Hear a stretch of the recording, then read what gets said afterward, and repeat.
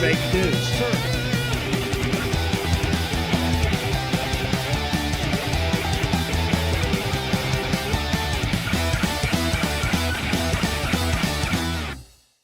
Guten Morgen, Brasilian, estamos aqui de volta, eu sou Flávio Morgenstern e você não é. Este, para quem não sabe, é o podcast do Senso Incomum. Neste podcast nós estamos certos, se você discorda, você está errado. Nós estamos aqui hoje mais uma vez para tentar salvar o Ocidente, exceto, é claro, Vila Madalena e adjacências. Estamos aqui hoje para comentar sobre a crise intelectual, porque que a nossa classe intelectual como um todo está completamente estabanada. E quando eu falo como um todo, eu quero dizer, olha, eu vou como sempre reclamar dos intelectuais da esquerda, mas hoje também vamos analisar o que está acontecendo de muito errado e não de pouco errado com os intelectuais da direita, que infelizmente as pessoas estão agora com uma mania de passar pano, sabe? Passar a mãozinha na cabeça, mas veja bem, veja bem, veja bem. Eu acho que esse veja bem está nos destruindo, nos escangalhando beyond repair. Hoje, tá? Eu quero lembrar a vocês, antes de mais nada, que a gente teve, né, vários comentários aqui sobre o Rio Grande do Sul, que, como eu falei no último episódio, eu não gosto de chamar isso de tragédia, eu prefiro um termo como catástrofe para o que aconteceu no Rio Grande do Sul, porque tá afetando as pessoas normais, né? Ou seja, todas as classes, uma catástrofe democrática afetando todo mundo. Por conta disso, a gente sabe, né, que nos nossos Pix, que a gente sempre pede aqui para você, estão bastante afetados, né? No final das contas, porque tá todo mundo doando ali pro Rio Grande do Sul, continuem doando, por favor, né? Nós deixamos nos nossos últimos episódios sobre a catástrofe, eu acho o estado mais bonito do Brasil. Continuem doando, nós deixamos ali alguns links, né, alguns pics ali de pessoas que estão fazendo um trabalho muito bonito, muito bem feito, a Michele Lopes, o Tomás Juliano, vamos conversar inclusive com eles, nós já fizemos uma live com o Tomás Juliano, pra quem não lembra. Vejam, né, que tá tudo aqui no nosso canal. Mas assim, também lembre-se que a gente tá precisando, assim, sabe, conseguir sobreviver fazendo esse trabalho aqui, então a gente sempre pede também pra vocês pagarem pelo menos um café, pagar a nossa bibliografia, porque ela é cara, tá? Ela acaba sempre afetando a gente. Então quem puder também, né, a chave Pix tá sempre aqui embaixo pra vocês.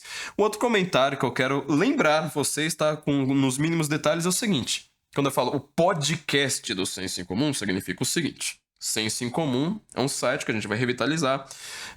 Como eu falei 1000 vezes, nosso designer que está cuidando da formação, Gustavo Finger, ele é gaúcho, estava em Porto Alegre, ficou ilhado. A mulher dele ficou mais ilhada ainda, ele estava numa complicação danada para conseguir ver a mulher dele, fez uma viagem que geralmente ele faz em menos de 2 horas ali, em quase 8 horas. Então, por conta disso, não é que a gente atrasou, nós paramos, tá? Fiz pausa completa, nós paramos o projeto pra tentar colocar a formação no ar de volta, mas tudo ali, vamos dizer, né? Tô começando, querendo, né, voltar a andar. Isto posto, isso significa o seguinte, né? O site, Senso em Comum e a formação, eles vão voltar. Mas aqui no canal, enquanto isso a gente está tentando sobreviver como a gente pode, nós estamos revitalizando a ideia que nós sempre tivemos desde o começo. Ou seja, o podcast é uma das coisas, o Guten Morgen é uma das coisas que você vai ver aqui no canal do Senso em Comum. Por isso, assim, a gente sempre pede, né? Curta o vídeo, comente, se você tá vendo ao vivo, comente ao vivo, deixe seu comentário também naquela parte que não é ao vivo, sabe? Que é os comentários lá de baixo. Tudo isso faz diferença para o algoritmo, tudo isso conta pontos pra gente, é muito importante, mas não é a única coisa. Nós conseguimos finalmente colocar agora a nossa playlist de livros, vamos fazer o que a gente sempre quis fazer, nós estamos prometendo isso há anos e nunca conseguimos colocar no ar, uma playlist só para falar de livros. Aliás, isso foi o meu sonho, né? Eu sempre quis trabalhar com livros, vou comentar sobre isso hoje. Assim, o que eu mais quero ter como trabalho é falar assim, olha, estou lendo, sabe? Eu vou pra academia de manhã, pronto, resolvo tudo, e aí eu fico lendo, e aí eu trabalho lendo o livro, sabe? Não quero trabalhar tanto com outras coisas. Eu tenho meu trabalho, né, com noticiário, com análise de geopolíticas, etc. Mas a parte que eu mais gosto de fazer, aquilo que eu amo fazer, é realmente comentar sobre livros. E isso a gente tá fazendo. Também temos os nossos outros vídeos, né, geralmente com humor que você já conhece da gente. Nós fizemos, né, sobre 10 sinais de que seu vizinho é um extremista de direita. Vamos fazer vários vídeos desse tipo, então. Então, quando eu falo podcast do Senso em Comum, é uma das coisas que tem aqui no canal. Acompanhe, porque vão ter outras coisas que não são o podcast, tá? Vídeos mais curtos, como a gente sempre quis falar pra vocês. Bom, vamos lá. O que nós vamos falar hoje? Por que a nossa classe intelectual no Brasil e no mundo, mas hoje especificamente eu vou falar do problema brasileiro porque tá um pouco diferente, né? Esse é um caso meio jabuticabeiro nosso, no qual nós estamos com alguma diferença, tá nessa crise danada. Aliás, só um último adendo aqui, no asterisco, nota de rodapé. Minha voz, eu sei que ela tá péssima hoje, vamos ter que fazer o programa aqui com catarro, mas enfim, né? O que dá pra gente fazer hoje? Minha voz tá péssima, talvez vocês vão ter que tolerar aqui minha voz falhando, inclusive, o tempo todo, mas enfim, é o que nós temos literalmente para hoje. Por que a nossa classe intelectual tá tendo um problema? Bom, nós fizemos sempre, esse foi um dos grandes temas da minha vida, uma crítica sobre a classe intelectual como um todo. Ou seja, a sociedade moderna, ela tem um problema hoje, principalmente intelectual. Esse não foi, por exemplo, o problema do que aconteceu, né, na queda do Império Romano. Não foi necessariamente uma crise intelectual, não foi o que acabou com a hegemonia grega no mundo antigo. Não foi o que aconteceu, sei lá, no fim da Idade Média, até que teve um pouco disso, mas ali tá confluindo com alguns outros problemas. Mas assim, do Renascimento para frente, disso que nós chamamos de modernidade para frente, a classe intelectual ela passa a ser dominante e passa a ser a condutora da sociedade como um todo. Por conta disso, fazer uma crítica à intelectualidade significa necessariamente fazer uma crítica a toda a sociedade, porque os intelectuais passam a guiar a sociedade. Eu comentei, agora não lembro em qual dos nossos 100 episódios lá pra trás, uma vez, uma coisa que deve, assim, pra mim deveria ser extremamente polêmica, mas não foi. Que é o seguinte, eu acho que o Brasil é um país mais intelectualizado neste sentido específico do que os Estados Unidos. Porque o Brasil, aqui quem determina os rumos do Brasil, quem determina o que vai estar na Rede Globo, quem determina as eleições, quem determina os comportamentos coletivos, são muito mais os intelectuais do que nos Estados Unidos. O que eu quero dizer com isso? Tá? É meu ponto de partida aqui. Pra gente fazer essa diferença, né, entre o Brasil e o resto do mundo. Os Estados Unidos, quando teve a Revolução Americana, a independência, todo aquele movimento, não foram os intelectuais que, assim, os intelectuais ali, eles podiam estar na frente do negócio documentando, criando uma espécie documentação no sentido mais histórico possível, ou seja, olha, a sociedade americana ela funciona da maneira X, vamos aqui documentar, analisar, observar a realidade e eu começo a documentar.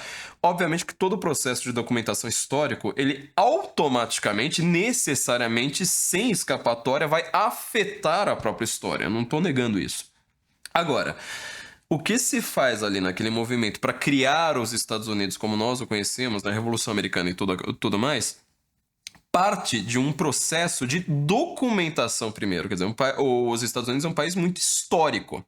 Você vai para qualquer lugar, qualquer cidadezinha mínima lá, sabe, perdida no meio oeste, eles falam, aqui aconteceu a batalha tal, nós aqui temos uma relação com o passado, né, de preservar aquilo ali, movimento preservacionista, inclusive ambiental, ele surge nos Estados Unidos com a direita, tá? Com a direita, lembra do Teddy Roosevelt, né?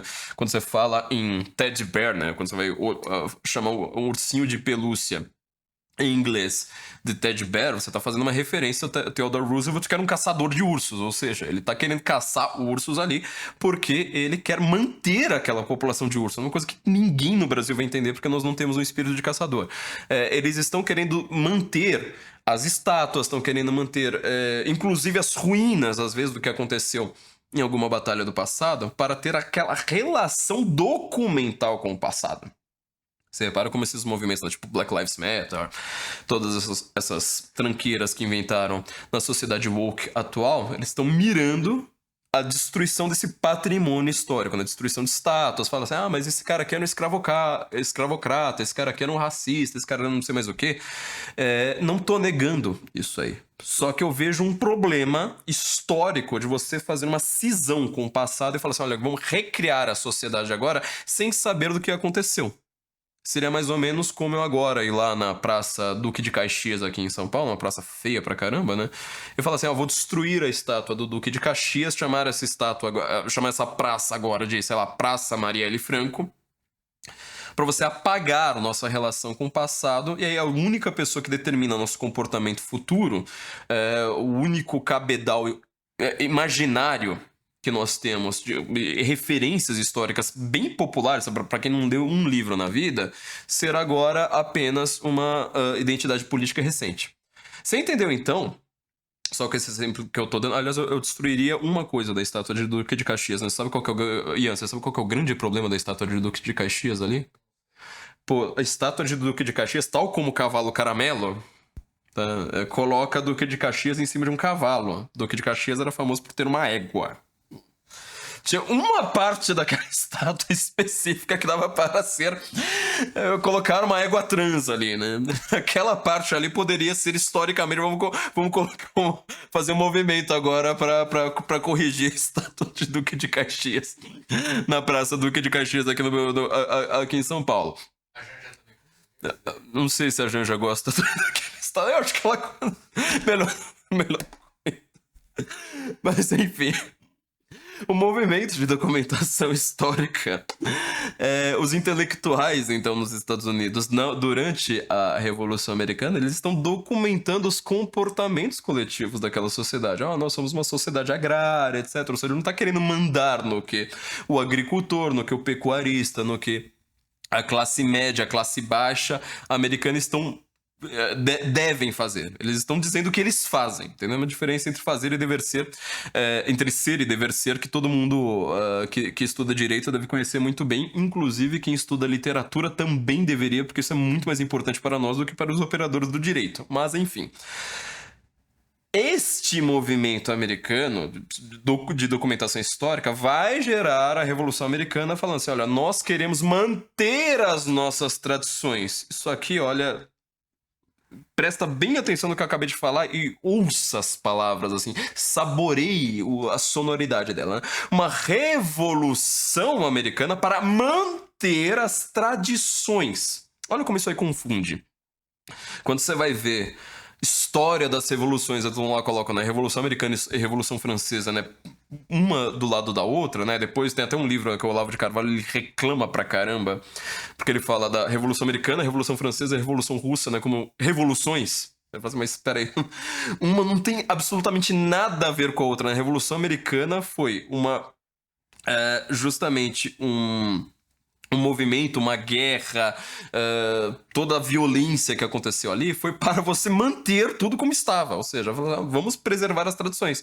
Porque há um rei corrupto, maluco, sanguinário, violento, ditatorial, que ele está querendo impor comportamentos estrangeiros a nós que vêm de fora, e nós queremos fazer uma revolução para cortar este poder e manter um poder aqui, ó, nosso, de base para manter tudo como está. E você vai ver lá, ler os Federalist Papers, ler todas as cartas que eles trocavam, né? Thomas Jefferson, por exemplo, é um cara que é grande agricultor que tá lá escrevendo o tempo todo. Olha, como nós vamos preservar a sociedade americana na agricultura. Nós somos uma sociedade que cuida de agricultura. Não tava nem pensando em pecuária na época, né? Nós somos uma sociedade aqui pé no chão, somos roça, entendeu? O americano até hoje, tirando o cara de Nova York, ele tem uma relação com o campo muito mais natural, muito mais próxima do que o brasileiro. Entendeu? O Brasil são dois países. Litoral é uma coisa, interior é outra, né? Tava até brincando aqui com o Ian quando a gente foi gravar na última vez, que, por exemplo, quando morreu o Cristiano Araújo, o cara vendeu sei lá quantos discos de ouro, só que é um cara lá do interior, né? Goiás, sei lá de onde que ele era. Cara lá do interior do Brasil, né? Brasil profundo. Quando ele morreu, William Bonner... não tinha motivo nenhum pra... Quer dizer, entre aspas, né? O William Bonner, na hora de noticiar, ele errou o nome do cara. Quer dizer, o cara mais famoso não era conhecido pelo William Bonner. Por quê? Não tô culpando o William Bonner aqui, né? Foi uma gafe, um erro pequenininho.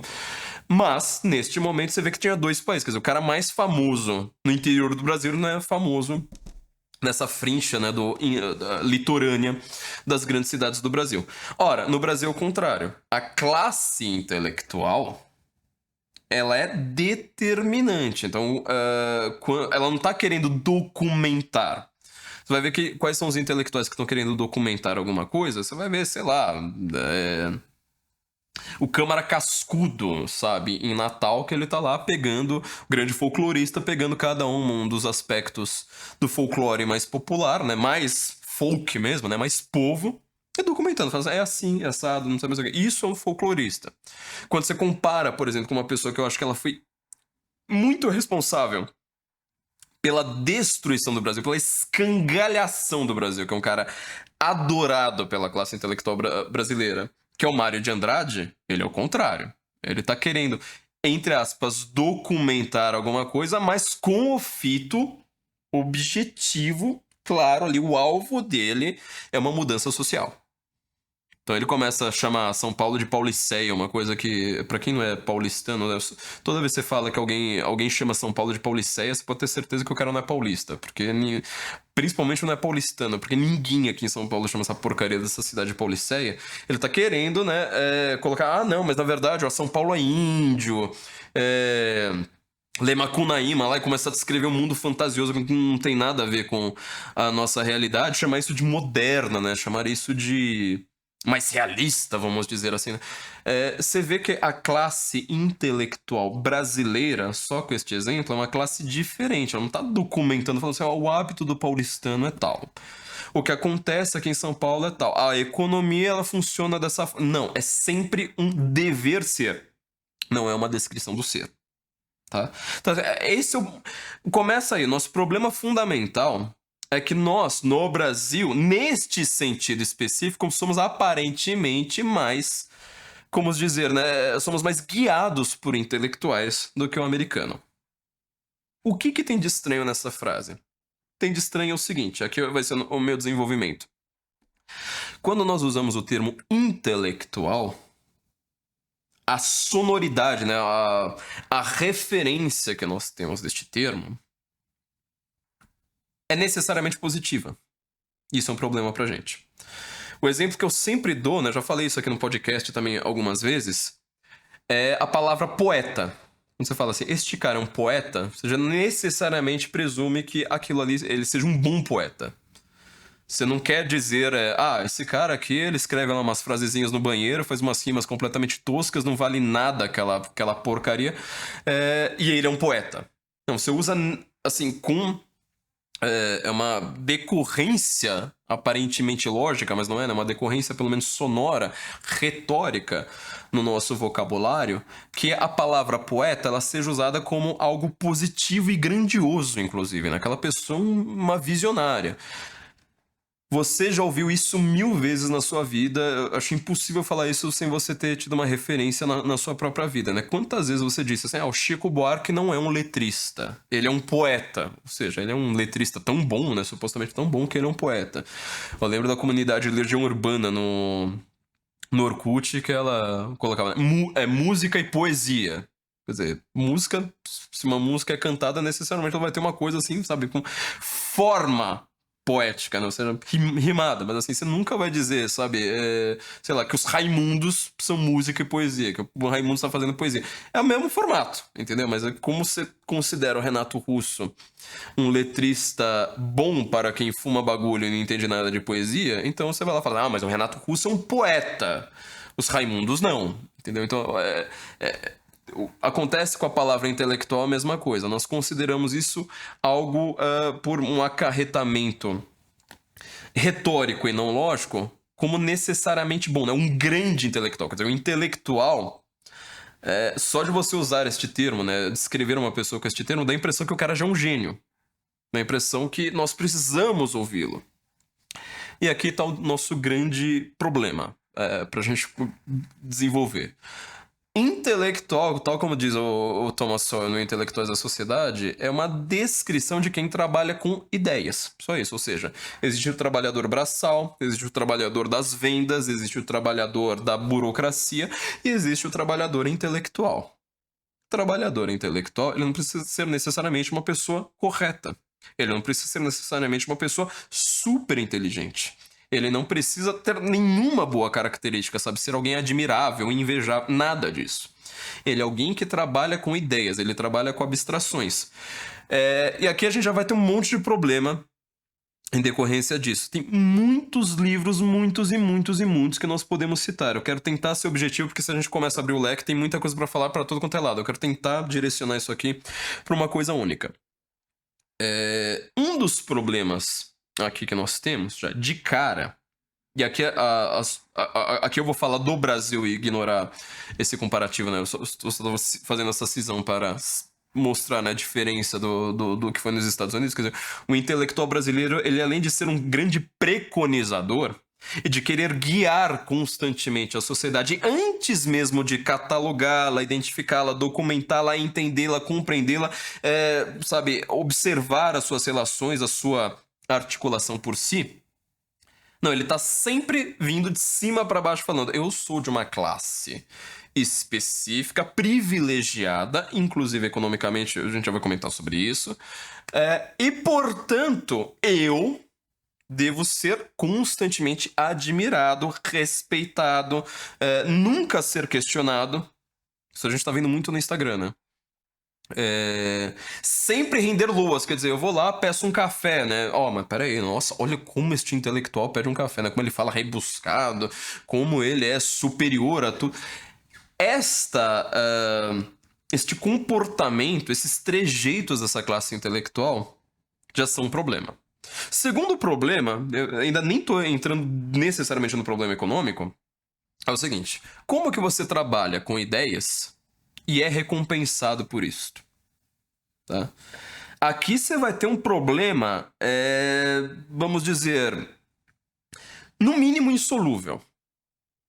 Você consegue sempre tatear temporariamente uma solução para você falar assim, olha, esse cara vai trabalhar com ideias, ele vai ficar lendo livros enquanto tá todo mundo, sei lá, dando aula, professor às vezes é intelectual, né, mas assim, só se ele trabalhar de fato com ideias, ao invés de ser só um reprodutor de ideias. Não tô reclamando de quem é reprodutor de ideias, né, eu, por exemplo, no nosso curso sobre a Primeira Guerra Mundial, que a gente vai colocar lá dentro da plataforma da formação, não vai ser o mesmo curso, mas ele vai estar lá dentro da mesma plataforma, eu não tô criando ideias novas, eu não dei uma interpretação, quer dizer, em alguns momentos eu até dei uma interpretação outra. Mas o máximo que eu tive ali foi articular. Falar assim, esse livro aqui, agora eu vou conversar com esse livro aqui, vou pegar aquele aspecto daquela outra coisa, pegar um livro militar e comparar com um livro literário que estava comentando ali mais ou menos do mesmo aspecto, XYZ. Quer dizer, foi um trabalho mais articulador, mas assim, eu não fiquei dando grandes interpretações e grandes ideias próprias. Até no momento, numa das aulas que eu mais comento, vamos dizer, o que eu penso ali dentro do curso, que é um segmento ali, deve ter mais ou menos uma meia hora, uns 40 minutos, que eu explico por que aqueles países eram monarquias que estavam brigando entre si. Eu não peguei ideia minha. Eu falei assim, eu tô explicando aqui o que o Netzledin, o que o Burdyaev falam sobre monarquias. O de Israel, né? Por que ele fala assim, olha, a Inglaterra a sociedade, né, o país, o estado mais avançado que existe aqui no século XIX, porque nós somos uma monarquia. Não são todos os países que conseguem ser uma monarquia. Eu estava explicando lá a frase do Disraeli. Bom, não era uma ideia minha, entendeu? Então, assim, não tenho nada contra. Às vezes você pode ter um trabalho, inclusive é o que geralmente as pessoas fazem, né? Vão trabalhar com a docência, porque é uma atividade que ela tem uma recompensa financeira mais imediata. Ou seja, a pessoa é professora, tá bom, entendi. Ela dá aula de inglês, dá aula de, sei lá, alguma outra coisa ali. E aquilo ali é recompensado. Mas como que você trabalha para, sei lá, escrever livros, por exemplo? Ter ideias próprias e ser recompensado por isso? É uma complicação. Mas você vai ver que isso aqui vai, assim, permear aqui a nossa discussão o tempo todo. Porque intelectualidade, ela não é facilmente recompensada, ela não se transforma em uma profissão como qualquer outra área na qual você consiga pensar. Por que as pessoas no Brasil fazem tanto curso de direito? É porque as pessoas são justas, né, no Brasil. Nossa, nós somos aqui tão justos que tá todo mundo entrando ali para trabalhar com a justiça. Você pode perceber aqui rapidamente, né? Elas vão trabalhar com a justiça ou com a burocracia. Elas querem ter uma titulação para então pertencer a uma casta superior, na qual tá todo mundo lá sempre chique, né? De terno e gravata, de taillé, recebendo bem pelo que faz, sendo chamada de doutor pra cima e pra baixo. Ou é porque elas falam assim, nossa, eu tenho um ideal de justiça que eu quero trabalhar aqui idealmente, articular ideias, trazer novas contribuições de outros pensadores, etc., para então aplicar a justiça de uma vez por todas e criar uma sociedade justa. Mais uma vez, né? Óbvio, não estou negando que não existam pessoas justas que façam direito. Você fez o Ian que fez direito, né? Não tem vergonha na cara, mas fez. 1 ano de direito, olha só. Teve aula com o Silvio Almeida, né? No Silvio Almeida. Meu Deus, quanto que a gente consegue comentar sobre Silvio Almeida aqui nesse podcast? Putz, grila. Mas, assim, o grosso da classe dos operadores de direito no Brasil, pra tentar usar um termo mais genérico, a gente sabe que não é isso, né? Renan Calheiros, é advogado, toda essa turma aí, essa claque aí são sempre operadores do direito de uma forma ou de outra, tá? Então, assim, essa dificuldade em você ser recompensado financeiramente, o que ela faz com o ser humano? Bom, ou ele pede Pix quando ele faz vídeo no YouTube, igual mendigo, e eu vou sempre lembrar, né, do... Como é que ele chama? Do Diógenes, o filósofo, o criador do cinismo, né? Muita gente não chama de filósofo, né? O Olavo deve estar lá me xingando lá do céu por chamar o Diógenes de filósofo. Mas eu vou me ancorar aqui um pouco no Eric Fögling quando ele comenta. Agora eu tô tentando lembrar em qual livro do Fögling que ele diz isso. Acho que é no História das Ideias Políticas, né? Que ele fala assim, mas espera aí. O Diógenes, o movimento do cinismo, era um movimento querendo dizer assim, ó, diga a realidade e ignore as palavras que você precisa dizer pra realidade, né? Você fala assim, isso aqui é uma bosta, diga que é uma bosta. Não tem o menor problema, diga isso na cara de todo mundo. Cínico, inclusive, é uma palavra que eu acho que é uma das palavras mais mal usadas, né? Que as pessoas usam, igual ironia, as pessoas usam cínico pra tudo que não seja cinismo, igual usam ironia pra tudo que não seja irônico. Na hora que você é irônico, as pessoas não conseguem entender que é aquilo, né? Ironia é você dizer algo querendo dizer o oposto daquilo. Ah, como você é inteligente, hein? Querendo dizer que você é burro. O cinismo é o cara que ele fala a verdade, mas precisa ser necessariamente a verdade num momento indelicado, né? Sei lá, chegar numa audiência, né, com o juiz e falar assim, meu juiz, você é feio pra cacete. Bom, isso é ser cínico, entendeu? Bom, mas o Diógenes, naquela sociedade, quando os filósofos, né, os sofistas e os filósofos começaram a ganhar muito poder, o que os filósofos faziam, tal como Sócrates fazia? Pediam dinheiro, pediam pix. Abriam lá o canal deles no YouTube e falava assim, manda um pix aqui, né, Sócrates, @ sei lá o quê. Nosso caso é Flávio Morgan, MORGEN, @sensoincomum.org, lembre-se. Somos exatamente assim. Então, estão lá pedindo dinheiro. Só que aí você tinha uma concorrência. Quem que também pede dinheiro? O mendigo. Então ficava lá o filósofo e o mendigo do lado. Aí uma vez viraram pro Diógenes e perguntaram pra ele, falaram, mas por que as pessoas dão mais dinheiro pros mendigos do que dão dinheiro pros filósofos? E ele respondeu daquele jeito cínico, né? Porque as pessoas sabem que elas correm mais risco de se tornarem mendigas do que de se tornarem filósofos. É exatamente o que a gente tá fazendo aqui, né? O Diógenes, pra quem não sabe, ele vivia num barril. Personagem Chaves, a casa dele, né? Que ele mora num barril, é baseado no Diógenes. E pra mim a frase mais... Ele ficou famoso por uma frase, na verdade, né? Que o Alexandre o Grande, que teve Aristóteles, o próprio Aristóteles foi mentor do Alexandre o Grande na sua juventude.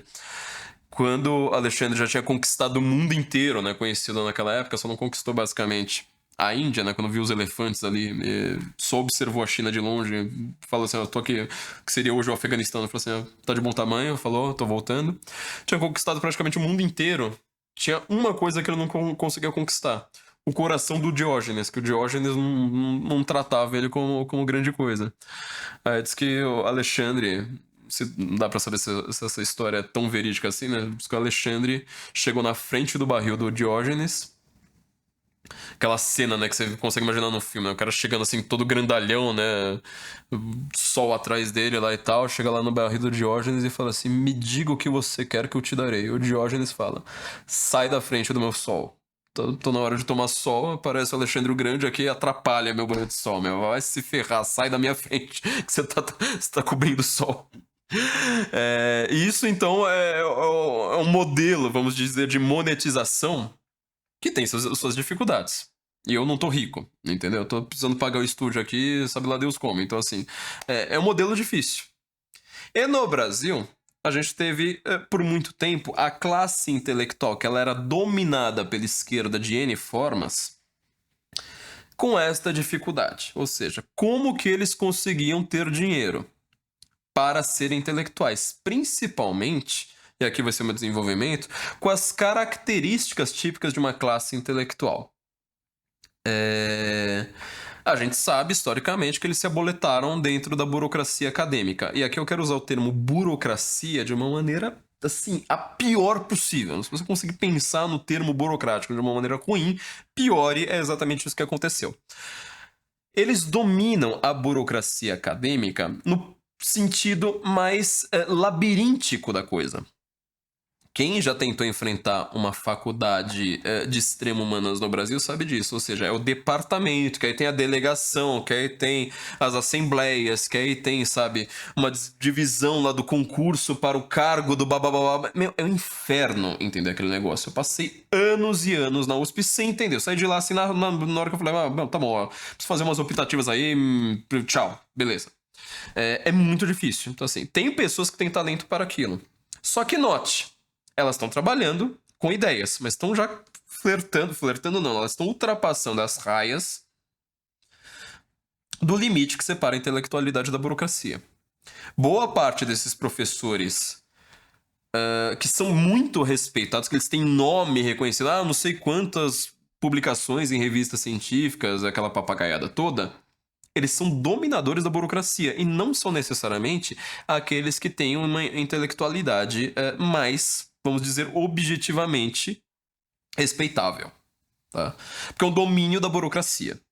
Isso é uma coisa. Esse é um fenômeno que não é brasileiro. Tá? Esse é um fenômeno que, assim, os países que são mais bem desenvolvidos e menos burocráticos do mundo, se você quiser ver onde que eles vão ser sempre burocráticos, inevitavelmente burocráticos, é no domínio das universidades. Não existe. Eu lembro de um professor meu, não vou citar o nome dele aqui porque ele vai detestar, mas assim, ele é um professor de esquerda, óbvio. Mas ele, uma vez, ele foi lá reclamar justamente disso. Ele falou assim, olha, inclusive ele fez uma crítica na União Soviética falando lá na verdade, do socialismo como um todo, né? Que ele estava falando da Alemanha Oriental. Ele falou assim, aquilo ali foi um domínio da burocracia do Estado. Ele falou assim, a única instituição que eu conheço que consegue ser burocrática como tal é a USP. Nenhuma repartição pública no Brasil consegue ter uma burocracia tão confusa e labiríntica quanto a USP é. E eu falei, nossa, mas você acabou de me explicar, né? Por que eu, sei lá, fui fazer latim, não consegui colocar no meu currículo, por que eu... Enfim, tudo aquilo ali estava explicado nessa frase. Bom, esse foi o domínio da esquerda. E a direita, hoje, o que ela fez? Principalmente, a partir do movimento que foi iniciado pelo professor Olavo de Carvalho, ela correu às frinchas disso. Sabe, comendo ali pela beirada. Falando, olha, burocracia de uma faculdade, nós não vamos conseguir dominar como se pensa. Talvez com números, ou seja, futuramente eu realmente acho que a faculdade da USP que tem mais chance de correr para a direita, virar uma faculdade de direita, é a FEFELESH, Faculdade de Filosofia, Letras e Ciências Humanas, que é entendida como o epicentro da esquerda. Eu lembro de uma das últimas conversas que eu tive com o professor Olavo, eu tinha falado exatamente isso para ele, e eu sei por quê. Tem uma explicação muito fácil. Porque assim, imagina... o cara entra lá na faculdade, tem a sua primeira aula sobre, sei lá, pegar minha área aqui que é um pouco melhor, né? Tem uma aula sobre Erich Auerbach, sabe? Crítica literária super avançada lá que ele vai ter provavelmente em introdução aos estudos clássicos. Aí ele fala assim, Erich Auerbach, nunca ouvi nada assim, sei lá... Precisa pensar num exemplo tosco, tipo Felipe Neto, mas assim, eu nunca ouvi falar disso, sei lá, numa revista que eu leio, sabe, na revista Fórum, numa Carta Capital. Nunca ouvi falar desse nome. O que o cara faz? Ele vai lá, digita no Google, Erich Auerbach. O que vai estar? Wikipedia em primeiro lugar, Olavo de Carvalho comentando Erich Auerbach em segundo lugar. Aí ele vai lá, vai fazer isso com o segundo cara, o terceiro cara, o quarto cara. O Olavo, ele tinha uma erudição que nós não temos, capaz de comentar sobre muitos autores. Um dos livros mais, assim, ultra técnicos, específicos, mas assim, sabe, tão, sabe, livro para quem vai trabalhar com aquilo. Foi e pior que eu tive que cruzar com isso várias vezes durante a faculdade, apesar de eu não ter feito português. Era um livro do Círio Pocente, que se chama Por quê? Aí um parênteses, né? Por que não, o não entre parênteses, não ensinar gramática nas escolas? Adivinha se o Olavo não tinha lido aquele negócio e tinha comentado. Quer dizer, você procura lá sobre o Círio Pocente na época, né? Que não ficavam penalizando o Olavo no Google. Você procurava sobre Círio Pocente e rapidinho você achava um texto do Olavo de Carvalho comentando aquele negócio. Falei, o cara tá lendo até livro discutindo sobre o método de ensino gramatical nas escolas. É tenso. Quer dizer, o cara leu tudo, entendeu? E comentava tudo. Então, acontece isso. Quer dizer, você tem um referencial agora que ele tá ao largo da faculdade. Como você vai sempre pesquisar algo que não tá na faculdade, você não vai pra biblioteca. Você vai pesquisar no Google, você chega no Olavo de Carvalho. E aí você vai chegar no pensamento, um pouco. Não apenas diferente, mas muito superior àquele que você tá nas faculdades. Mas enfim, isso aí acontecia bastante. Só que a faculdade, tá? E aqui vai ser o grande diferencial que eu vou fazer. Quer dizer, não é exatamente um diferencial, mas eu quero mostrar como a diferença da esquerda correndo à margem, hoje em dia ela tá começando a aparecer exatamente com os defeitos do que acontece no pensamento, no ambiente universitário, chegam assim bem próximos. Tá? Ou ficam, às vezes, quase iguais. Na faculdade, quando você entra na faculdade, existem 1000 livros, filmes, sabe? Isso tá bem entuchado no nosso imaginário. A faculdade é um ambiente por si, um ambiente, assim, com muitas regras, com muitas particularidades e idiosincrasias por si. Então, quer dizer, você não entra na faculdade mantendo o mesmo tipo de comportamento que você tinha antes. Mantendo o mesmo referencial cultural, os mesmos hábitos que você tinha. É o grande clichê que nós tivemos, né, sobre o antes e depois da Federal, né? Aquela página que infelizmente saiu do ar, que era a página mais genial, né? Uma das mais geniais que fizeram no Twitter, que é simplesmente pegar uma foto da pessoa, achar um perfil da pessoa no Facebook e mostrava, né, como é que ela era. 2012. Tá lá a pessoa no ensino médio, na menina toda bonitinha, não sei mais o que, devia ser a mais cortejada ali pelos alunos, a mais gatinha, não sei mais o que. 2 anos depois, ela entrando em sociologia numa faculdade. Aí tá lá com cabelo raspado, sovaco peludo, sexo anal contra o capital, aquela pataquada toda. Quer dizer, só mostra a foto, fala assim, o mesmo perfil. Então, assim, existe um comportamento coletivo comum que é comungado apenas internamente pelos muros fechados de uma faculdade, tá? Então aqui a gente já comentou bastante sobre o aspecto da esquerda nisso aí. E esses aspectos, eles não são meramente intelectuais. O que eu quero, assim, meu foco aqui não é a questão intelectual por si. É a questão do comportamento coletivo.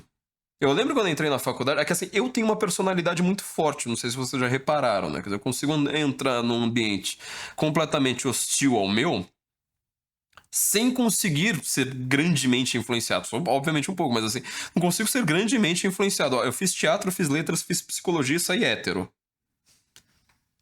Saí hétero e católico ainda por cima. Então, assim, eu não sou padrão. Tá? Minha personalidade é muito forte. Eu consigo andar pelo Vale das Sombras e nada vai me afetar. Isso porque eu era ateu na época.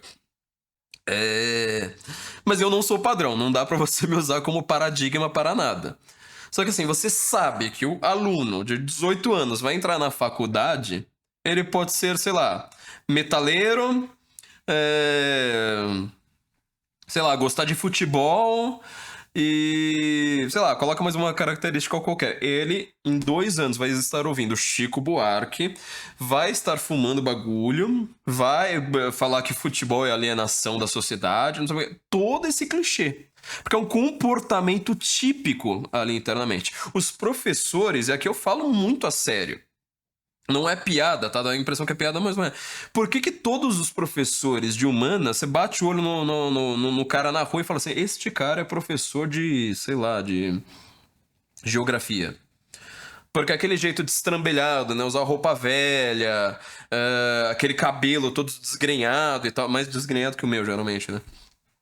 Às vezes concorrendo. Aquela cara desleixada, sabe? Sempre fumando, sempre, sei lá, você consegue pensar tudo por clichê. Sandália de couro cru, sabe? Aquele cara que não toma banho há 3 dias. É o comportamento típico, um vestuário típico, um signo, tá? De alguém que tá neste ambiente das universidades nos cursos de extremo humanas. Então, assim, eles se emulam, inclusive, e talvez principalmente, em questões não intelectuais, tá? Eles são como se fosse assim, uma seita. Você tem alguns sinais, às vezes até meio secretos, né? Ele fala assim, olha, você é um dos nossos, você pertence a nós. Então essa classe intelectual, ela tem todos os trejeitos típicos de uma classe intelectual. Você observa o intelectual antes de ele abrir a boca. E aqui a gente vai chegar no primeiro problema muito claro. A intelectualidade ela é monolítica. Monolítica no seguinte sentido. O cara que ele quer aprender academicamente, sei lá, filosofia, ele entra numa faculdade de filosofia, eu já sei qual que vai ser o gosto musical dele logo depois. Parece que é uma piada, mas não é, nesse negócio que eu tô falando. O cara entra metaleiro e sai ouvindo Chico Buarque. Uma máquina de transformação de comportamentos coletivos. Ele entra gostando de futebol, ele sai lá falando que tudo isso é o ópio do povo. Ele entra, sei lá, pensando numa coisa, ele já sai com o comportamento coletivo que o professor dele tem. Isso mostra já um problema para nós. Aqui eu tô me focando principalmente no pessoal da esquerda. A faculdade, o ambiente acadêmico como um todo, ele é um moldador de pessoas com um fim específico que é um fim político. Ele não é um fim intelectual. Sendo um fim político, e não sendo... Aqui, ó, foca, não é um objetivo intelectual. Ele tá pegando o prestígio de ter, né, uma titulação da USP, mas para fazer alguma coisa nada a ver com a USP. Eu vou colocar isso num exemplo que fica muito mais claro de entender. O cara vai lá e fala assim, olha, eu sou sociólogo, eu estudei sociologia e, portanto, eu hoje acho que o Lula é a democracia e que Bolsonaro é o nazismo encarnado. Ele aprendeu isso na faculdade? Ou ele foi estudar sociologia porque ele já era de esquerda antes, e aí ele fala isso como sociólogo, né, dando entrevista para Folha e para Globo News, simplesmente para ter o título. Quer dizer, ele tem a mesma opinião, rigorosamente a mesma opinião que ele tinha. Quando ele tinha 13 anos, estava tendo aula com o professorzinho trotskista pela primeira vez, e ele manteve a mesma opinião dele de quando ele tinha 13 anos, só que agora falando, eu sou sociólogo. Você entendeu? Não é um objetivo puramente intelectual. Verdadeiramente intelectual. Você só tá querendo ter um cabedal para opiniões pueris que você tinha porque você tinha influência. Você tinha uma personalidade fraca, não era igual eu. Alguém emocionalmente instável, como adolescentes são. E agora você continua um adolescente instável, barbudo, fumando bagulho. E agora falando, eu sou sociólogo. Portanto, essa minha opinião que eu tenho sobre Lula é porque eu sou sociólogo. Mas na verdade não é. Você já tinha essa opinião quando você tinha 13 anos. Você foi escolher este ambiente por causa disso. Já repara como isso é uma mentira, né? É uma inversão. Quer dizer, de novo, você só está querendo tomar de empréstimo a autoridade de uma instituição socialmente reconhecida como uma universidade de nome poderoso, tipo USP ou FRJ, não sei mais o que, para dar vezo de um verniz, né, de intelectualidade a um comportamento ruim que você tinha quando você era adolescente. Tá? Então tudo ali é monolítico, o comportamento é monolítico. Quer dizer, o cara ele entra para estudar filosofia, ele quer estudar, sei lá, Nietzsche, ele sai marxista. Ele quer estudar, sei lá, literatura porque ele quer estudar Shakespeare, ele sai marxista. Ele quer fazer sociologia porque ele tá pensando na questão da favela, do, sei lá, dos índios, ou sei lá, de um problema social ali complexo que exige um sociólogo, um antropólogo ou coisas do tipo, ele vai ter não sei quantas aulas de Freud e vai falar assim, olha, a nossa sexualidade está reprimida. Então, é necessário, não tem. Você precisa realmente ter uma questão, não é puramente intelectual. É uma questão de personalidade e de referências para você conseguir escapar daquilo. Personalidade você não consegue, mas as referências é aquilo que eu tava falando do Olavo. Se você for esperto, você acaba chegando em pessoas que conseguem chegar em uma crítica aquele mesmo cânone repetido, né? Aquela câmara de ecos constante que virou academia no mundo. O Olavo de Carvalho nos forneceu isso com muita facilidade.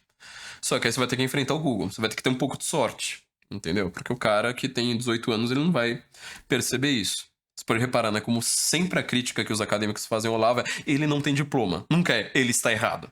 Ele não tem diploma. Auto-intitulado filósofo. Nunca é. Olha, o filósofo cuja filosofia tem esse erro, esse erro. Nunca, nunca. Não tentam fazer isso. Mas é sempre a auto-intitulado filósofo. Ou seja, não pertence aqui à nossa claque. Tá? Bom, só que a gente tá agora com um problema novo. Porque a direita resolveu também, sabe, ter uma vida intelectual, vamos dizer, né, correndo à margem. E aqui a gente tá enfrentando alguns problemas muito claros. Ronald Robson acabou de escrever o livro lançado pela Kirill. Eu vou fazer um vídeo, tá, nessa nossa playlist só sobre livros, só sobre esse livro aqui, ó, Contra a Vida Intelectual, do Ronald Robson. Um título bem provocativo, né, porque obviamente que ele está elogiando o livro A Vida Intelectual do padre Sertilanges, que é o livro que deu origem ao curso online de filosofia do Olavo de Carvalho, né? Inclusive a edição que foi lançada pela CEDET do livro A Vida Intelectual, não tô com ele aqui. Acho que tem umas 4 ou 5 editoras lançando esse livro no Brasil hoje.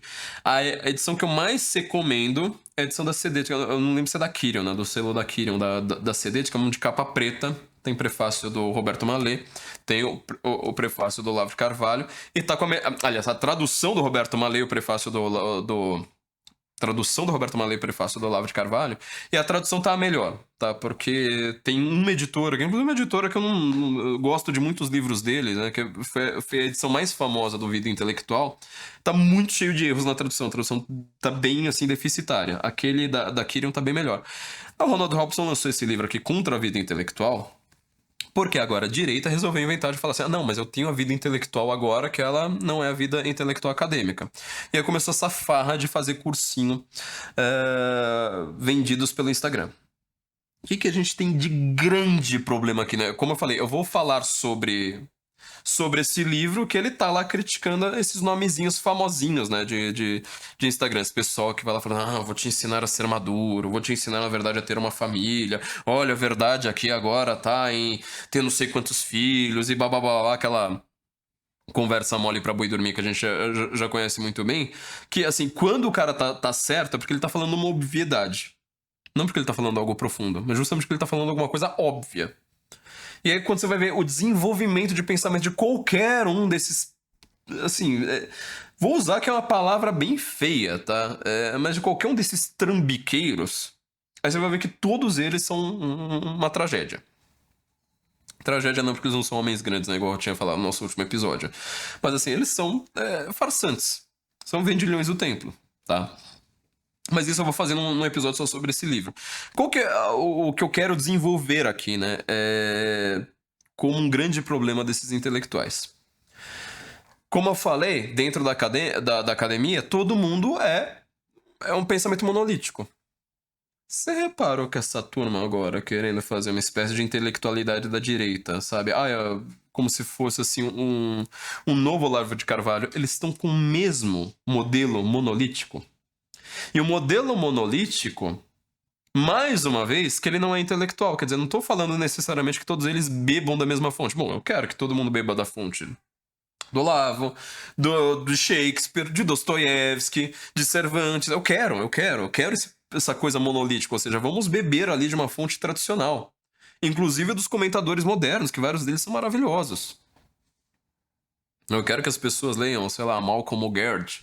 Eu quero que as pessoas leiam Moldris Eksteins. Eu quero que as pessoas leiam, sabe, vários pensadores bastante atuais. Acho interessante, pensadores vivos. Tava falando lá no comecinho, até esqueci de comentar isso. Tava falando lá no comecinho, né, sobre como os intelectuais americanos que fizeram a Revolução Americana estavam descrevendo a sociedade. Um dos meus intelectuais vivos preferidos é Victor David Hanson. Grande historiador militar, tem assim, análise sobre muitas, sei lá, vai ver alguma coisa sobre a guerra do Iraque, ele te explica algumas coisas militares ali que você falou assim, cara, eu nunca pensei sobre isso e vai ter consequências assim, mais gigantescas pro mundo nos próximos anos, o que aconteceu ali. Pra gente, inclusive, sabe? Ele é aquele cara que consegue explicar isso. Ele tem... É helenista também, né? Ele tem livros, não li, né? Mas livros, assim, por exemplo, sobre como funciona a sociedade agrária grega. E ele fala muito disso porque ele é um agricultor. Ele vive numa fazenda. Quer dizer, ele tem como a coisa é dupla, né? Eu falei isso na formação, logo no comecinho da formação. Você precisa ser uma pessoa que não seja... como se fosse assim, monoglota, né? Você não deve ter um pensamento, saber só de uma coisa. Você saber bem, profundamente, sobre umas 3 coisas na sua vida, eu acho perfeitamente cabível pra todo mundo. Eu acho que as pessoas deveriam ter essa normalidade de serem grandiosas, de terem algo avançado em umas 3 áreas da vida. Fala assim, tá bom, agora eu sou...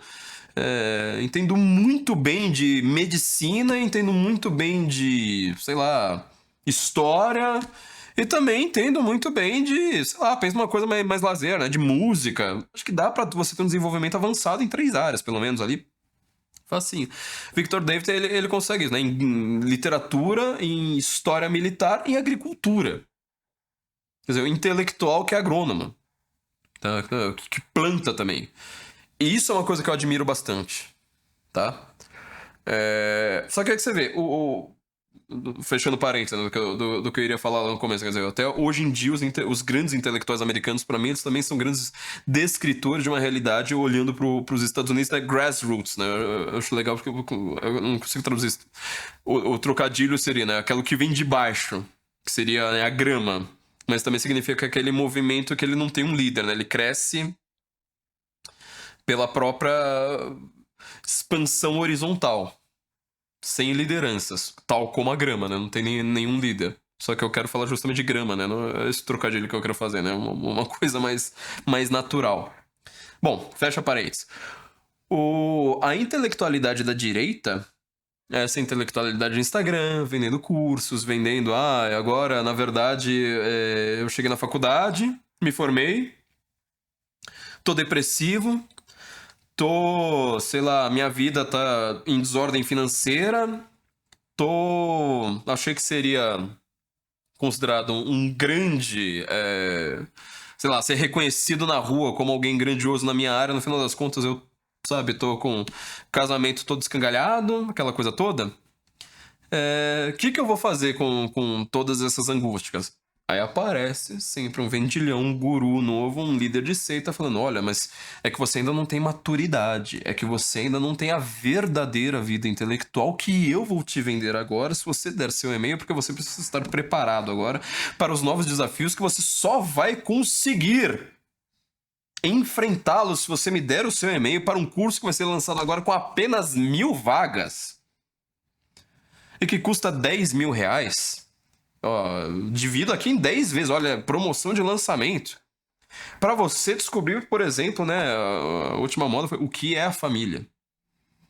Então, se você precisar pagar 10 mil reais para saber o que é uma família, como que ela se forma, qual que é a sua importância, cara, sério, sei, eu sugeriria, honestamente, que você desse 10 mil reais pra mendigo comprar pinga. Entendeu? Você para ali e fala assim, olha, eu tô aqui com 10 mil reais dando sopa. Ou dá sopa, literalmente isso, né? Vou comprar 10 mil reais em sopa, vou mandar 10 mil reais lá pro Rio Grande do Sul, manda pra gente também um pedacinho. Porque assim, quando os caras estão certos é sempre uma obviedade. Qual a dificuldade de saber isso, né? Viu outro lá também falando, né, que ele tava na faculdade, foi ler Santo Agostinho, aí ele percebeu que ele tinha vocação para constituir uma família. Cara, você precisa ler Santo Agostinho, sério, você tá vendendo essa ideia pras pessoas.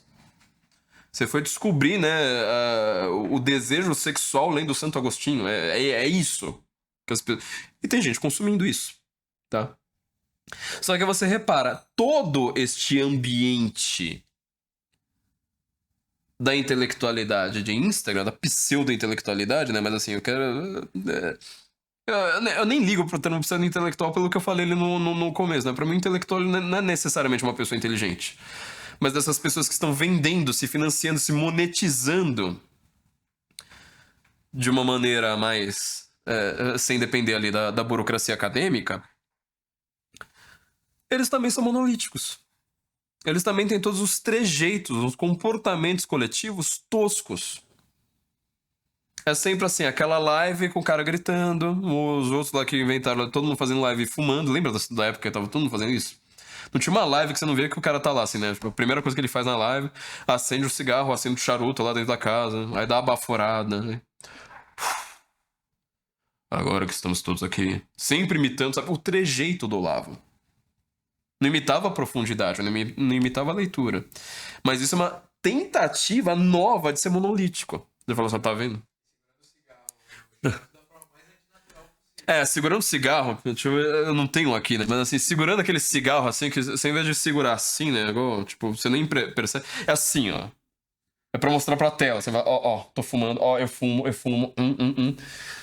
Aí vem aquela fumaça toda, né? Que é pra dar aquele efeito, sabe? De filme de gangster. Ele fala assim, ó, tá vendo? Eu tenho um conhecimento secreto. Aliás, não era pra falar isso, porque isso era pra minha conclusão, né? Eu tenho um conhecimento secreto que você só vai descobrir vendo a minha live. Ah, o cara fala devagar. Aí o cara... Não, pera. Isso aqui, vocês ainda não estão preparados pra isso aqui. Vocês ainda não estão preparados, vocês vão entender daqui a pouco. Ó, segura aí. Que eu vou falar agora, ó, nos mínimos detalhes. Aí o cara começa. E ele fica falando sobre o que ele vai falar por mais ou menos, sei lá, uns 70 minutos. É sempre esse modelo. E você não percebe, porque você fala assim, mas espera aí, eu estou num ambiente intelectualizado. Eu estou num ambiente de pessoas buscando conhecimento. Portanto, esta pessoa que vai me dar este conhecimento depois desses 70 minutos, como assim pode ser criticada? Não, é um cara que vai me dar conhecimento. De graça, depois ele vai me vender um cursinho, uma beleza. Olha, tanto... Você não percebe, na verdade, que você está vivendo, sabe o quê? É uma coisa que todo mundo, assim, a gente zoa, mas todo mundo gosta. Propaganda da Polishop. 011 1406, entendeu? Propaganda da Polishop. Me diga que a propaganda da Polishop é ruim. Me diga se você alguma vez na sua vida tava vendo a propaganda da Polishop por 15 segundos e falou assim: não, eu vou levantar, aproveitar que é uma propaganda da Polishop que vai durar 3 minutos na tela e lavar um copo. Não, o contrário, você continuava vendo. Sabendo que é uma propaganda da Polishop, sabendo que a Polishop ela não vai te vender uma coisa dizendo: este óculos aqui é bom, você põe o óculos na cara, você vai enxergar. O óculos custa R$1.000, tá aqui, ó. Não, a Polishop não é isso. Ela vai falar: não, peraí. Olha, eu vou te mostrar todas as experiências que você vai ter com essa porcaria desse produto aqui que eu tô te vendendo. Olha o que você vai fazer reformando a sua casa. É você que nunca não sabe trocar uma lâmpada. Você fica vendo por 5 minutos a promessa do que você vai fazer com aquela escada que vira invertida da Polishop. Eu lembro de uma propaganda da Polishop que era sensacional, que era de um produto para surdez. Amigo, eu tenho 120% de audição num ouvido e 115% no outro. Eu tenho uma dificuldade para dormir fora do comum. Eu tenho uma audição aumentada, assim, sabe, sabe, eu não gosto de ouvir bexiga estourando. E tinha um produto lá pra surdez. Cara, eu ouvia aquele negócio de ponta a ponta. Eu lembro dos detalhes da propaganda. Eu vou precisar de um produto pra surdez? Eu acho bem difícil. Eu ouço muito bem. Só que eu ouço muito bem, só que embolado, né? Essa é uma coisa que pouca gente sabe. Quando você tem audição aumentada, você não ouve bem. Tipo, eu odeio falar no telefone. Porque eu ouço tudo tão alto que fica assim. Pra mim, é horrível, eu odeio falar no telefone. Porque eu não entendo, todo mundo acha que eu sou surdo. Eu falo, não, é o contrário. Eu ouço tudo muito alto. Pra mim é tudo, sabe, sei lá, rojão. Então, putz, grila, como odeio aquele negócio. Porque dá a impressão que tá saindo, mano, não vou nem falar pra onde. Mas enfim. A gente gosta dessa propaganda. E aí todos eles começam a ter os mesmos trejeitos. Então, assim, um trejeito de falar, olha, eu tenho um conhecimento aqui que você não teve na academia. Você não teve, não, você não estudou. Eu tive um conhecimento quase secreto. Só que eu não vou lá falar assim, olha, então, né, ó, eu li esse livro aqui, eu li esse livro aqui, eu li esse livro aqui. Foi o que eu fiz no meu curso sobre a Primeira Guerra Mundial, por exemplo, né? Ó, eu li isso aqui, ó. Tá aqui, beleza. Eu cheguei à conclusão de que a Primeira Guerra era muito importante, apesar da gente não estudar por causa disso, e disso, e disso, e disso. Se você quiser, eu vou aqui te dar um segmento contínuo em formato de curso, porque eu sei que você não vai ter tempo pra ler essas porcarias aqui que eu li, sabe? Então tá aqui. Não, ali é sempre assim, uma hermético, assim, sabe? Não, olha. Você quer saber como sair? Como tomar a Red Pill? Não, para isso. Você precisa agora me dar o seu e-mail. E eu vou te mandar não sei quantos e-mails falando sobre nossa necessidade agora, na nossa sociedade, de tomarmos a pílula vermelha para não sei mais o que, babá. Sempre aquela enrolação, aquela promessa. Isso é propaganda da Polishop. A gente gosta de promessa. A gente vira mulher de malandro nessas horas, né? Você fala assim, não, mas eu gosto de sofrer, eu gosto de pessoa que não entrega nada, mas me promete bastante. Cara que gosta de ser enganado, entendeu? Então isso aí vai criando uma uniformidade de pensamentos, de comportamentos, de trejeitos, de referências que tá fazendo muito mal pra gente. Repare que quando o professor Olavo estava vivo, todo mundo acusava ele de ser líder de seita. Eu sempre falo assim, cara, mas assim, é engraçado porque quem já enfrentou gente, teve gente próxima na família, geralmente, que era meio ligado às seitas, ou sei lá, aquelas religiões meio de fundo de garagem, assim, sabe? Aquelas religiões modernistas, nova era, sabe? Ah, não, aqui é que vai ter um conhecimento que vai te dar. Ó, tá vendo? Sou racional. Não tô pensando em crença. Eu tô te dando conhecimento. Um conhecimento secreto, não sei mais o quê. Meio iluminismo. Quando. Pouca gente sabe, né? Mas a crítica que o pessoal da direita faz ao iluminismo, falando que aquilo ali não é racional como se pensa. Você associa, né? Iluminismo, a ciência e razão. Ó, nossa, né? Que lindo. Então, eu amo iluminismo. Mas não, iluminismo era justamente isso. Foi a primeira materialização em larga escala no mundo de algo que era um conhecimento secreto, assim, sabe? De um conclave ali, né? De poucas pessoas que falam assim, não, mas eu tenho um conhecimento secreto que ele vai guiar a sociedade inteira. E aí eu vou conseguir mostrar aquilo ali pra todo mundo. Então, é uma coisa bem parecida. Eu tenho um conhecimento aqui, sabe, que eu vou te dar só depois de um tempo. Essa tentativa de conhecimento secreto é o que tá jogando a gente num buraco, justamente com esses trejeitos e pensamentos coletivos.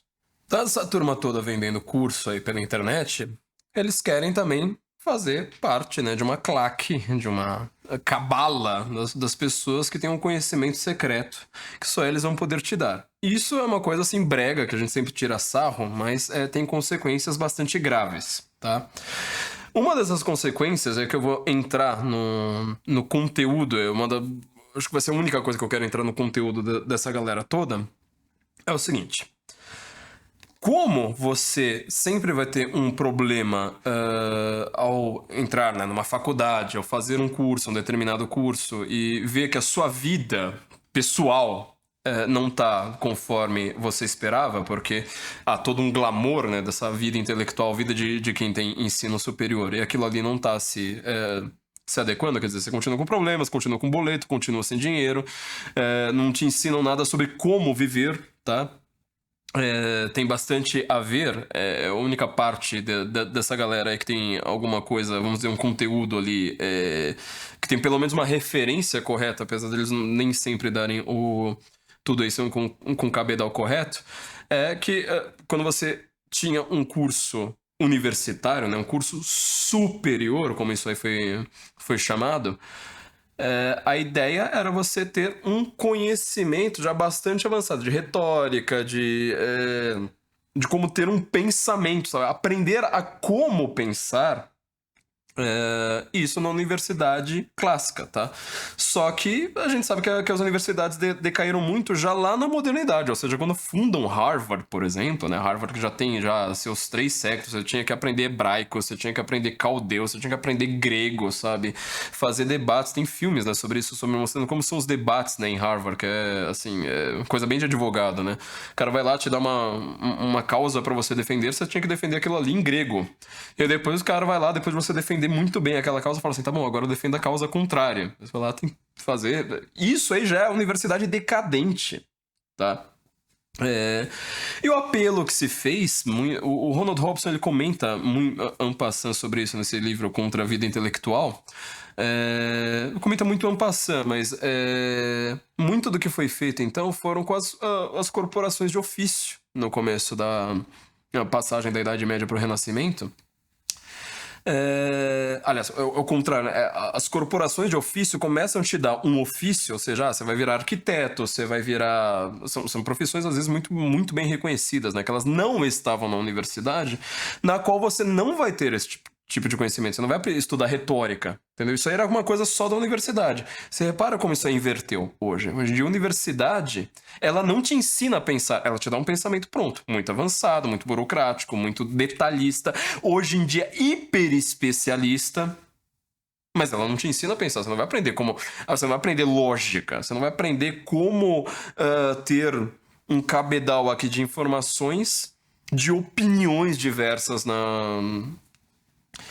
no que você pode auferir, sei lá, não tô falando nem da mídia, né, mas de vários livros, de vários pensadores, de várias épocas diferentes, e falando, como que eu consigo articular isso para chegar a um pensamento mais sólido do que simplesmente reproduzir o pensamento alheio? Não, muito pelo contrário, a universidade é uma reprodução de conhecimento, tá? Era exatamente o contrário do que era na época antiga. Quer dizer, a universidade virou completamente uma corporação de ofício. Inclusive para atividade intelectual. Então, como que você vende atividade intelectual hoje? A direita tá vendendo atividade intelectual hoje no Instagram. De novo, não te ensinando a pensar.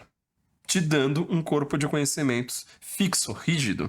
E por isso, o que acontece na universidade, aquela reprodução de comportamentos, de trejeitos, de roupas, de andar, de esgares, de caretas, de não sei mais o que, acontece igualzinho no Instagram, tá? É a mesma dinâmica.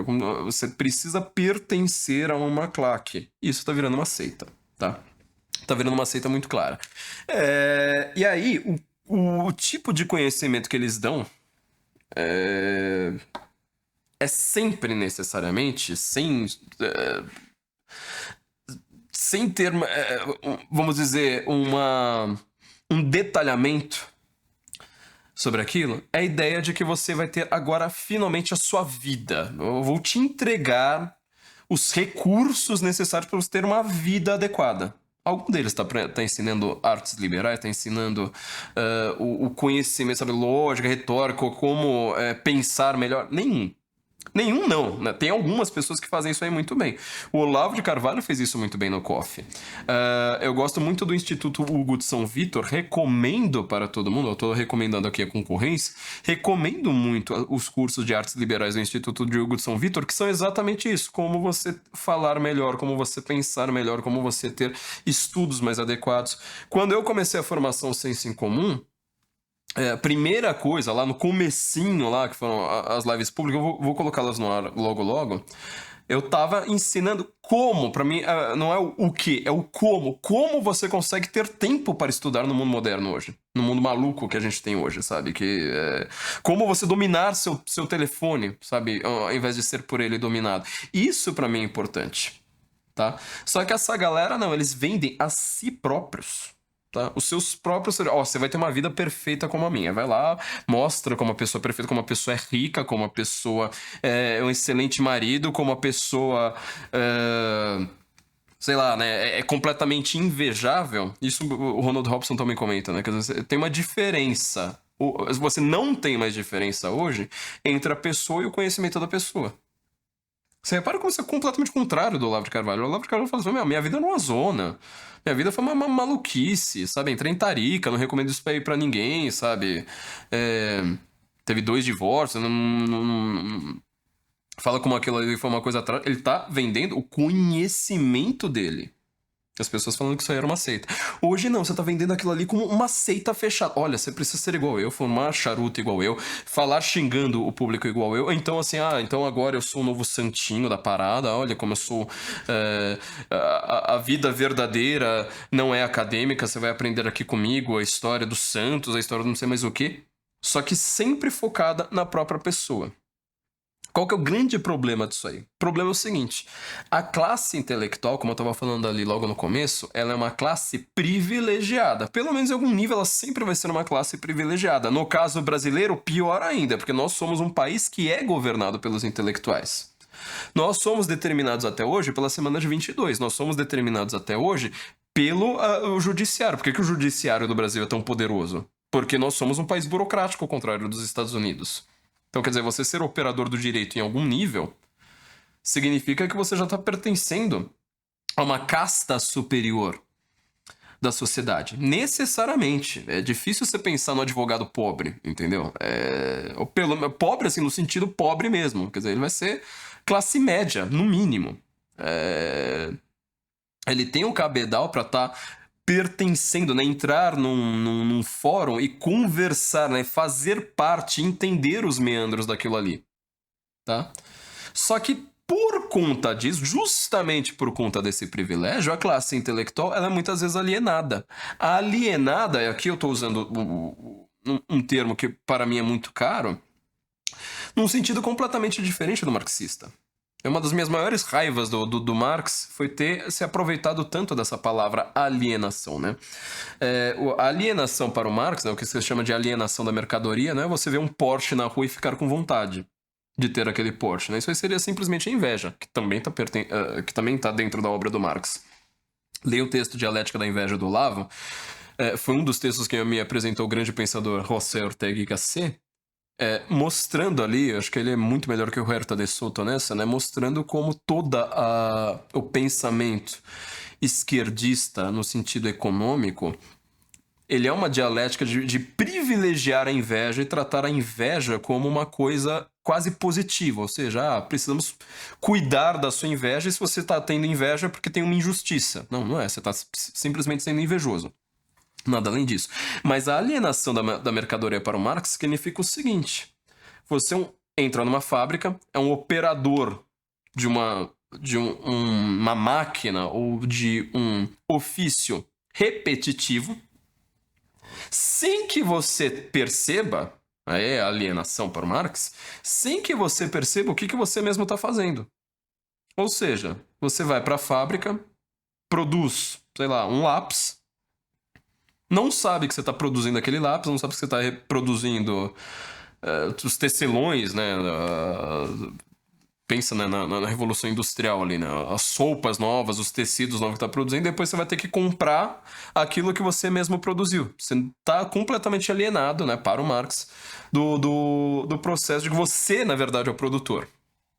Não vou entrar aqui nos erros desse tipo de análise. Mas quando o Marx fala de alienação, ele está falando apenas, única e exclusivamente disso. Só que a classe intelectual, eu quero usar alienação aqui num outro sentido, é uma classe alienada da sociedade como um todo. Quase sempre. É difícil ela não ser. Por isso que eu usei o exemplo do Victor David Hanson, porque assim, ele não é um cara alienado. Ele é um cara que ele consegue falar de guerra e consegue falar da terra. Ele consegue falar de como funciona a plantação. Ele entende de algo de produção. Entendeu? Isso para nós deveria ser urgente. Tá? Os poucos intelectuais que tentam fazer uma compensação sobre isso seriam o pessoal da economia, né? O pessoal que fica falando de economia ali o dia inteiro, que eles vão entrar num outro tipo de problema, né? Porque a economia também não é a única coisa que consegue explicar as dinâmicas, as trocas, as relações entre as pessoas da sociedade.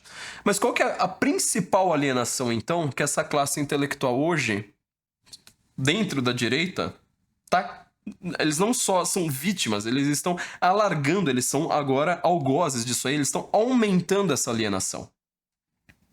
É o seguinte, você tá alienado, os intelectuais, como classe, quase sempre, eles estão alienados dos próprios valores da sociedade.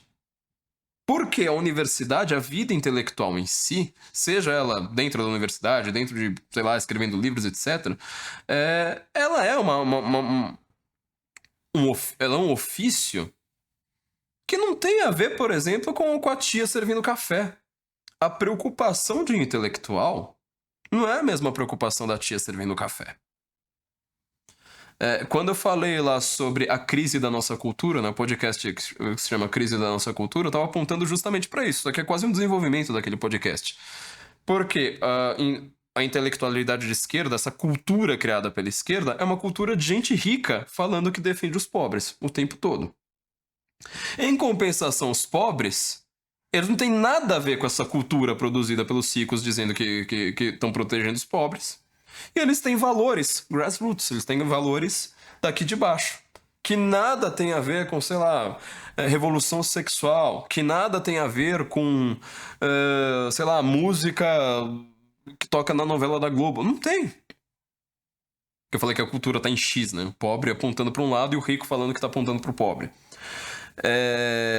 Essa alienação, então, eles querem, o pessoal da direita agora quer retomar usando palavras como maturidade, família, né? E as pessoas estão acreditando, estão comprando tudo isso aí. Boa parte deles tem cursos maravilhosos sobre isso, sabe? Eu recomendo cursos da Ana Por, recomendo cursos da Olinda Scalabim, eu recomendo muitos cursos, sabe? Eu sou consumidor de vários deles. Só que essa galera que fica repetindo maturidade, maturidade, maturidade o dia inteiro, o que eles estão fazendo? Eles estão te entregando maturidade? Não, eles estão te entregando uma nova forma de alienação.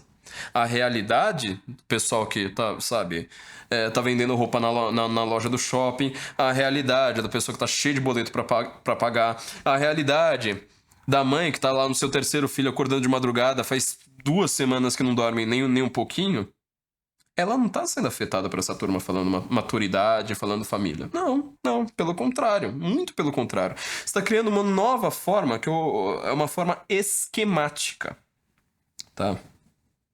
É um esquematismo de uma suposta vida perfeita falando assim, olha, para você ser uma pessoa madura, você precisa ter 1 filho por ano, você precisa ter, entender de temperamentos, né, que agora as pessoas estão usando temperamento, uma coisa correta, temperamento, assim, a gente precisa estudar temperamento, mas eles estão usando como substituto pro horóscopo. Eu sou sanguíneo, portanto eu sou assim. Eu sou colérico, então eu sou irado e dane-se. É horóscopo, é uma justificativa que você dá, uma autojustificativa para os seus próprios defeitos. O diácono Rodrigo Gurgel, né, uma vez perguntaram desse negócio de temperamento pra ele falou assim, você precisa entender uma coisa muito básica. Temperamento é um defeito do seu caráter, não é uma coisa pra você ficar alardeando, né, tendo orgulho, falar, olha, nossa, agora eu sou melancólico, portanto, olha só como eu sou intelectual. Não, é um defeito, é um problema que você precisa corrigir o tempo todo. A maturidade, então, agora é você ser rico, né? Então trabalhe bastante e tal, porque aí você vai ter o áudio que eu tenho. Só que tem um problema, meu. Trabalhar bastante é o que o pobre faz, meu amigo. O pobre trabalha muito mais que você, porque o que você chama de trabalho é um trabalho intelectual. Assim, eu não canso, entendeu? Eu não canso físico. Quero ver você trabalhar na lavoura e fala assim, ó, tá vendo? A maturidade você vai aprender apenas comigo, que eu tenho aqui a minha masterclass sobre trabalho. Fala, olha, trabalhe duro, sirva a sua família, seja o provedor, olha que... Cara, quem trabalha duro, quem cansa pra caramba, quem chega em casa, sabe, cheio de ferida, que chega aos 30 anos parecendo ter 60, é que trabalha na lavoura. É o mecânico, entendeu? É o borracheiro. Você tá dizendo que você trabalha mais que eles? Você entendeu que isso aí é só uma nova forma de alienação, uma nova classe intelectual completamente alienada dos problemas das pessoas e querendo dizer, porque tem um esquematismo na sua cabeça sobre como é uma vida perfeita, querendo impor esse esquematismo de cima a baixo.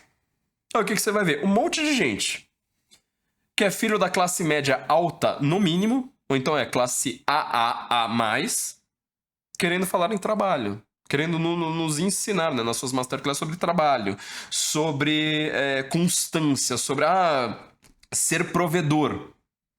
Você sabe o que é você ser desempregado? Para pra pensar, você sabe o que é a vida de uma pessoa desempregada? A vida de uma pessoa que não tem família? Você tá ajudando ela de alguma forma? Você tá pagando um boleto?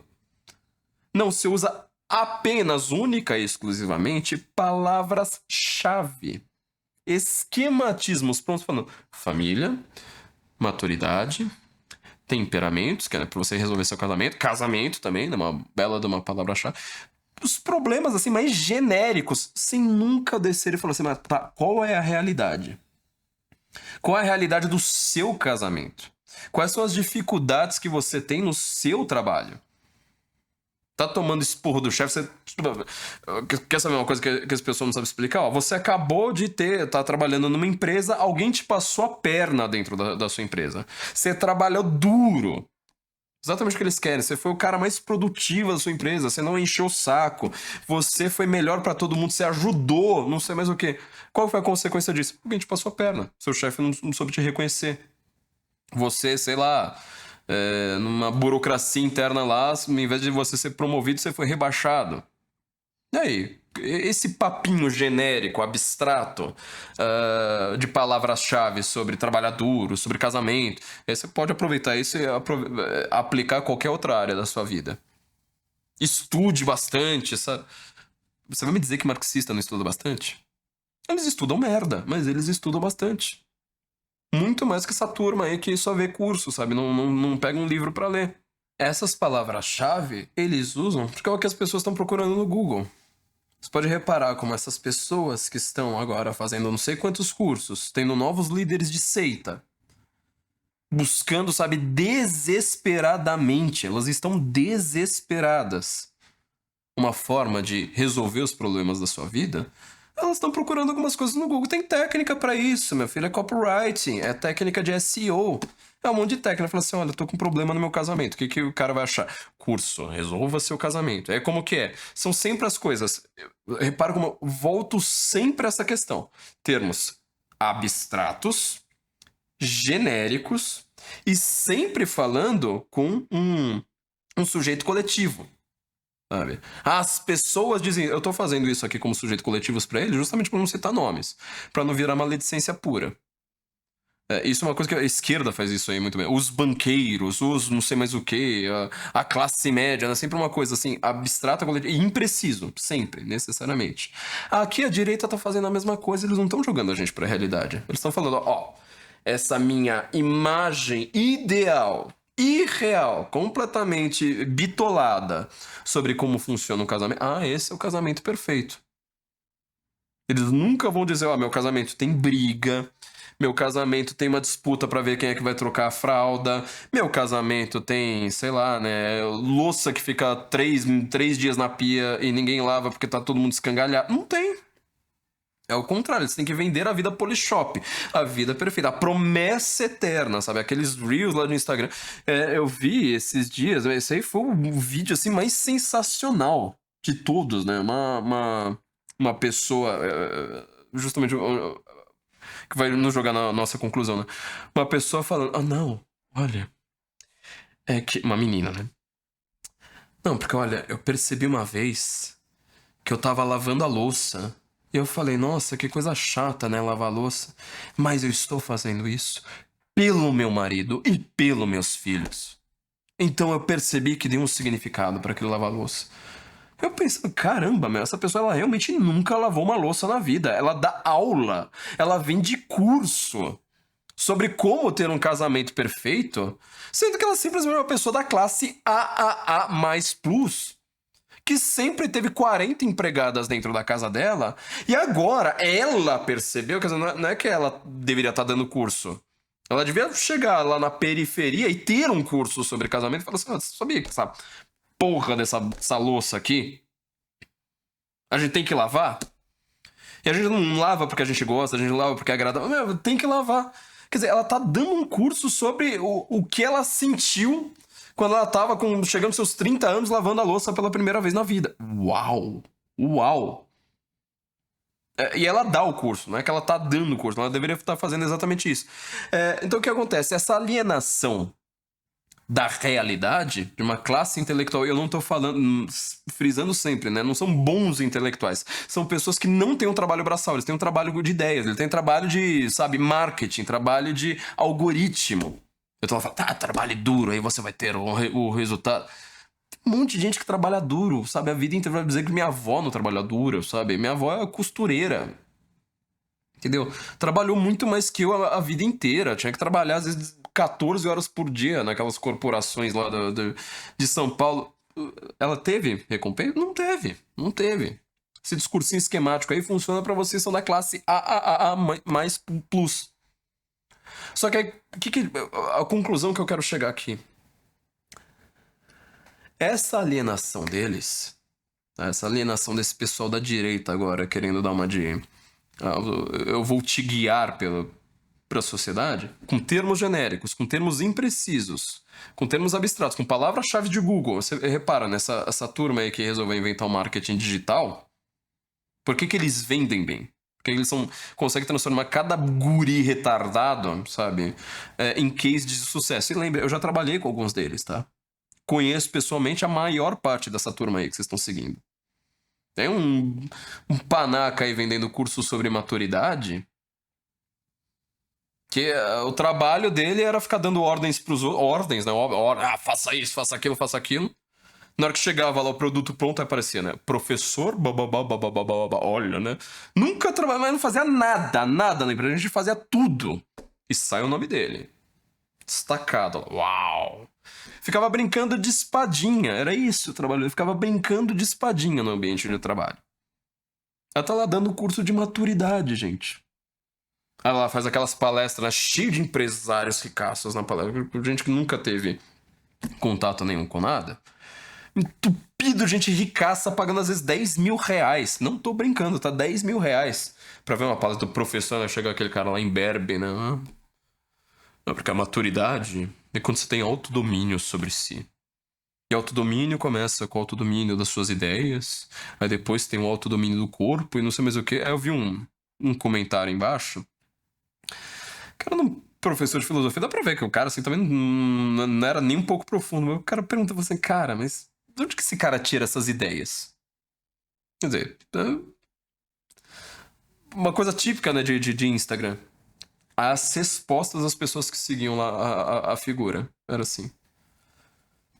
Você tá com inveja, sempre esse termo, né? Você está com inveja porque ele leu Santo Agostinho. Ele leu São Tomás de Aquino. Cara, você acha que uma linha de Santo Agostinho, um dos filósofos mais complexos do mundo, tem a ver com maturidade e domínio de si. Maturidade e domínio do seu próprio... Cara, pelo amor de Deus, gente. Sabe, olha como vocês emprestam a autoridade de uma pessoa e aplicam um Zé Mané. Então, um moleque, uma criança. E estão lá acreditando que realmente Santo Agostinho e essas bobagens aí que vem é tudo a mesma coisa, é tudo pareado, tá tudo no mesmo patamar. Entendeu? Então, assim, tem uma vantagem em o pessoal da direita tá acompanhando essa turma? Não, não tem. Estão tudo alienado, estão tudo burro. Estão tudo, sabe, só com esquematismo mental que nada tem a ver com a realidade. Só que qual que é aí, ó, o maior dos problemas? Lembra lá do exemplo lá de lavar louça? Sabe qual que é? É o seguinte. Intelectuais, por serem uma casta privilegiada por si, isso em qualquer sociedade, pelo menos em algum nível, eles sempre são ressentidos. Eles sempre, necessariamente, eles têm vamos dizer assim, um descompasso com a forma como a sociedade os recompensa. O intelectual, isso está em vários livros, sei lá, pega o livro mais famoso sobre isso, sabe? Crime e Castigo do Dostoiévski. O que é o Raskolnikov ali? Ele é alguém que quer pertencer a essa classe intelectual, é um pobretão, é um lascado na sua vida. Não consegue produzir absolutamente nada. A única vez que você tem uma referência ali a alguma coisa que ele produziu foi um artigo que ele vendeu para um jornal, no qual ele separa os homens em homens ordinários e homens extraordinários. Os homens ordinários, eles seguem as regras. Os homens extraordinários, olha pulo do gato aqui. Os homens extraordinários, eles são homens como Napoleão, como Júlio César, são homens como Gengis Khan, quer dizer, eles são homens que pela sua própria força, o força também é outra palavra-chave, né, que eles adoram, seja forte, não sei o que, força. Os homens extraordinários, pela sua própria força, eles conseguem criar as próprias regras, então eles não precisam seguir regras alheias. Impacto que isso vai ter na filosofia do Friedrich Nietzsche, né?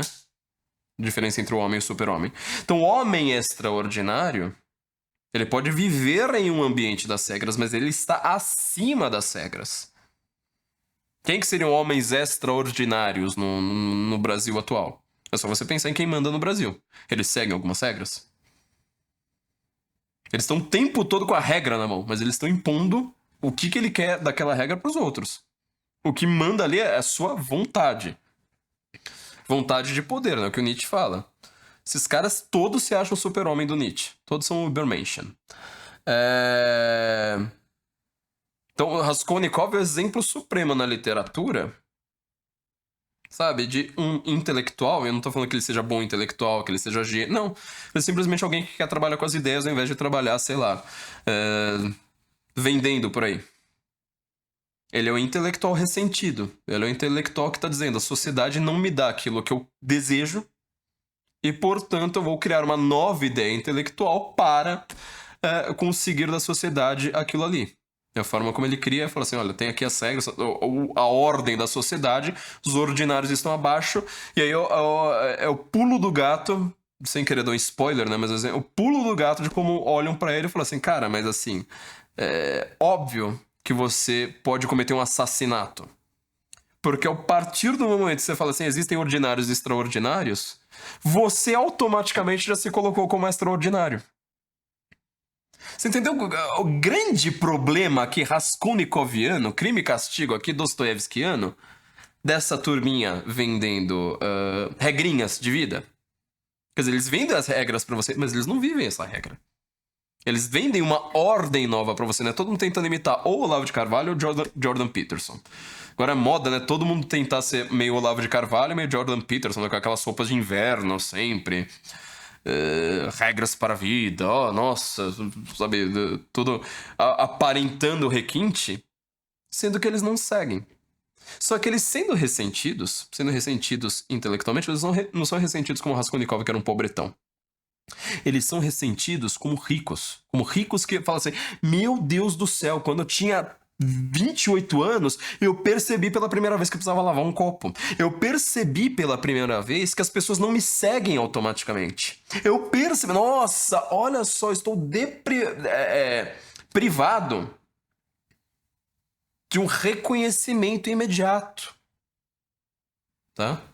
Então eles são alienados em um novo sentido, tá? Eles acham mesmo, eles acreditam nessa própria mentira, de que a sua vida de classe média AAA+, é uma vida que consegue ser reproduzida pra todo mundo, né? Você pode ver como é sempre esse discursinho genérico que as pessoas compram pra falar: ó, tá vendo? Você precisa trabalhar muito. Ah, tá bom, então precisa trabalhar muito. Mas, meu filho, você pode trabalhar muito, você nunca vai ser recompensado. A maior parte do Brasil trabalha muito, a maior parte do mundo inteiro trabalha muito. E não é recompensado. É que vocês trabalham com marketing, vocês trabalham com coisas que dão grana fácil, tá?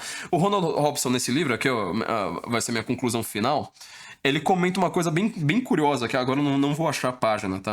Tá perdido aqui lá no meio. Que assim, a classe média, isso aí tudo é um fenômeno da classe média. E a classe média, ela curiosamente é a classe menos livre que existe. Porque a classe média, pensa, né? Um rico, ele pode ir num restaurante chique, ele tá acostumado com ter contatos, ligações com pessoas poderosas. Ele não tem grandes problemas com a sua segurança. Entendeu? E o pobre, ele é tão lascado que assim, ele pode ir na bocada porque aquele é o ambiente dele, ele já tá na bocada. Não é que ele vai pra bocada, ele mora na bocada. Se ele comete algumas gafes sociais, mas ele é pobre, já tá automaticamente desculpado. Quando você é de classe média, neste sentido, você é a pessoa menos livre que existe. Eu sempre, assim, ele tava me descrevendo ali perfeitamente. Quer dizer, eu vou num jantar com o Ciclo, já fico assim todo: meu Deus do céu, né? Que garfo que eu uso? O que eu posso falar? sabe? Todo cuidadoso. E ao mesmo tempo, eu também não posso ir na bocada. Todo mundo bate o olho e fala assim, tá vendo? O burguesinho chegando ali. Entendeu? Esse é um fenômeno da classe média. Então, assim, a classe média, ela é a própria definição, né, do que seria uma pessoa, nesse sentido específico, uma pessoa pouco livre. E essa intelectualidade, nessa forma que está sendo aventada por aí, né, como uma vida perfeita, é uma forma puramente, vamos dizer, né, artificiosa para a classe média finalmente falar assim, olha, eu vou ter algum domínio sobre a minha própria vida. O problema é que eu acho que assim, eles não conseguem entregar. São poucos os cursos, sabe? Tem bastante conteúdo legal pela internet, só que assim, é difícil para quem tá querendo chegar e falar assim, olha, qual desses cursos vai me entregar a vida de classe média, sabe? Um pouquinho acima do que eu vejo por aí, que não é um conhecimento que a faculdade foi capaz de me dar. E ao mesmo tempo, sem eu virar líder de seita, não. Geralmente eles misturam uma coisa com a outra. Pra quem não conhece, eu recomendo o livro Babbitt, tá? Do Sinclair Lewis. Eu não acho, tipo, ele tem assim uma edição em português, né, da Abril Cultural, muito perdida por aí. Mas o Babbitt é exatamente isso. Ele rendeu o Nobel de Literatura pro Sinclair Lewis, que eu tô tentando chegar aqui. Quando que ele ganhou o Nobel de Literatura? 1930, tá? Sinclair Lewis ganhou o Nobel de Literatura principalmente por conta desse livro. É exatamente isso, quer dizer, um intelectualzinho, classe média, que chega lá na faculdade, sabe? Acha que tem um conhecimento arcano, aí ele não desenvolve nada aqui, fala, tá bom, pronto, beleza, já cheguei. E ele vai começar a mandar, né? Grita, não sei mais o que. As pessoas querem regras. Isso é um erro das pessoas acharem que ninguém quer regras. Repara, se eu colocar aqui um livro, sei lá, tipo, 10 regras para ser um intelectual, vai vender muito mais do que qualquer outra coisa. As pessoas querem seguir regras. Eu procuro regras. Quando eu tive problemas com o aprendizado de língua, já contei essa história. Na formação, eu contei ela com bastante detalhes, né? Na formação Ciência em Comum. Logo volto ao ar. Eu tava procurando, falando, quais são as regras que eu preciso cumprir aqui pra ter esse aprendizado que eu não consegui? É exatamente isso. E aí eu vou só concluir aqui, né? Fazendo uma leitura rápida do Ronald Robson. Isso aqui é uma coisa que, assim, ele tocou num ponto que eu sempre pensei em desenvolver com outras palavras, assim, com algumas palavras próximas. Mas eu ainda vou escrever um texto, já tenho uns rascunhos dele perdidos, assim, que as pessoas não sabem ser esquisitas. Eu sempre soube ser esquisito, porque eu sempre fui outsider. Agora as pessoas não estão sabendo ser esquisitas, mas isso desenvolve a parte. Mas eu quero só ler aqui o que o Ronald Robson falou sobre isso, né? Tá no capítulo... Todo o livro dele, assim, são capítulos curtíssimos, assim, sabe? De 2 páginas. É muito bom, né? É muito rápido ler um livro como esse, né? Aqui, ó. Vida intelectual e vida esquisita. Aspas. Algumas vezes aparece em meu feed propaganda de cursos de Guilherme Freire, nome de alta rotatividade nas lives, podcasts e curso online de formação intelectual. E numa dessas vezes, tão intenso foi o choque de caretice, me senti tentado a encabeçar uma revolta contra o bom mocismo, entrar para uma tarica, jurar combate eterno aos cruzados da vida intelectual. Mas resisti. A civilização ocidental é Adolfo Bioy Cesares, não é Tolkien.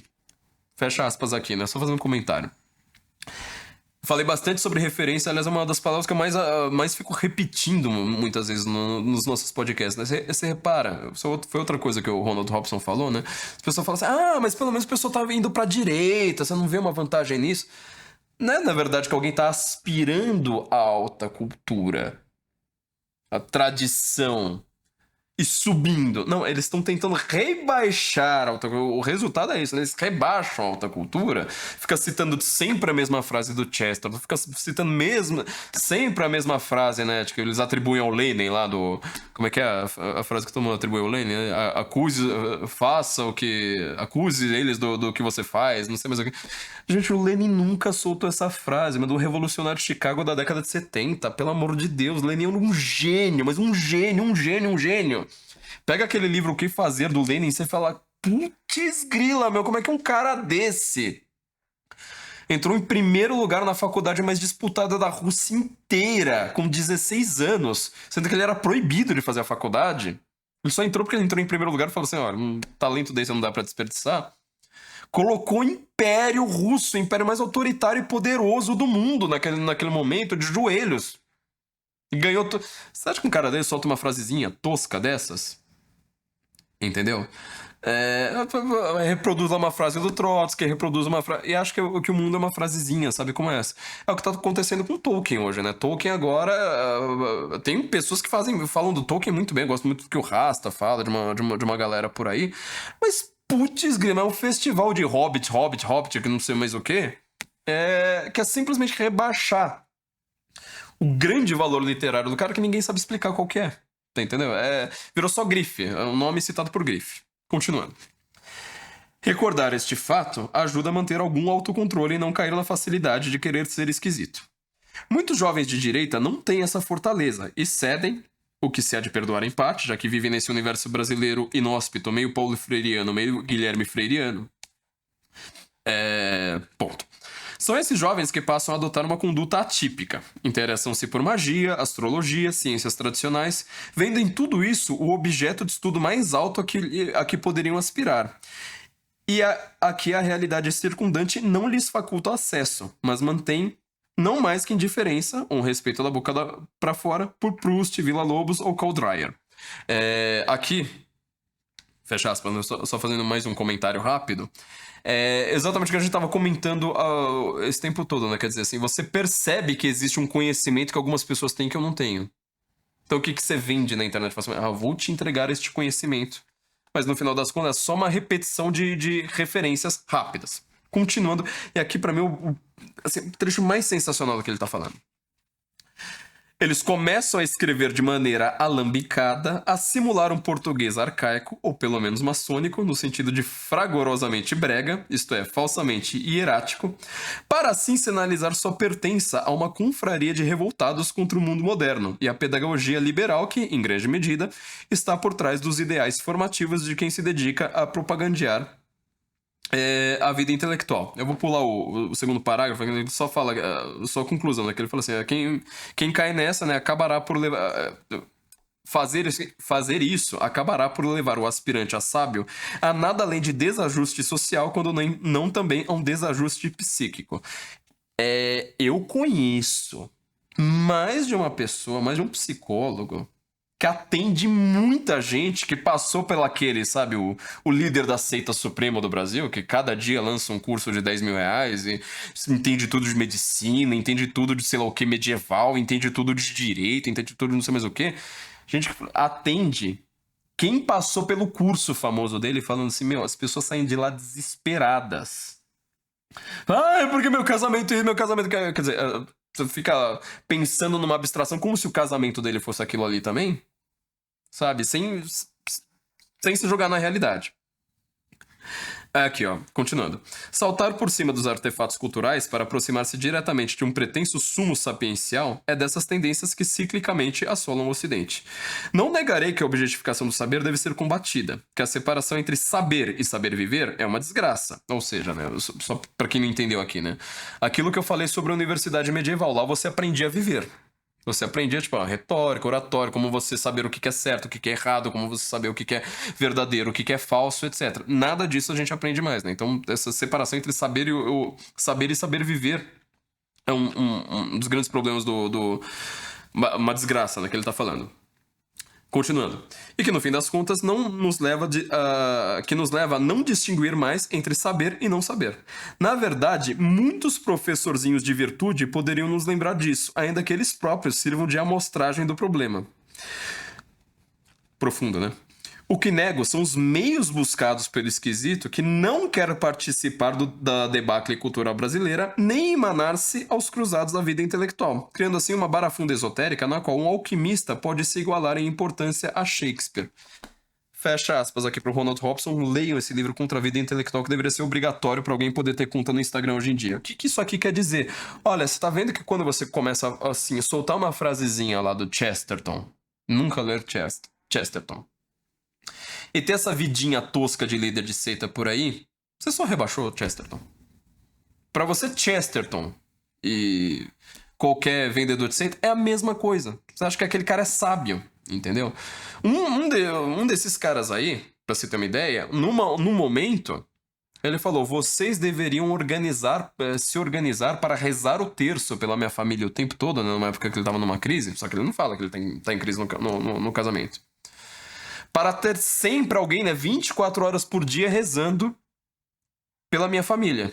O pessoal foi num grupo de Facebook pra se organizar. Falou assim: eu posso acordar 2h30 da manhã. Ah, tá bom, eu acordo 4h30 da manhã, não sei mais o que, pra rezar o terço pela família dele. Os caras não fazem isso pela própria família. Os caras não fazem isso pela própria mãe. Os caras não fazem isso pelo Papa. Os caras não fazem isso por ninguém, sabe? Não fazem isso pelo Rio Grande do Sul. Mas pelo líder da seita, meu amigo. Nossa, esse cara é maior que Chesterton. Esse cara é maior que não sei mais o que. Teve até uma comparação dele, né? Falando assim: olha, aquela live que ele fez só é comparável ao livro do Jó, da Bíblia. Um livro revelado por Deus pra Bíblia. Uma live que o cara tava vendendo por... Eu não tô brincando, isso aconteceu, gente.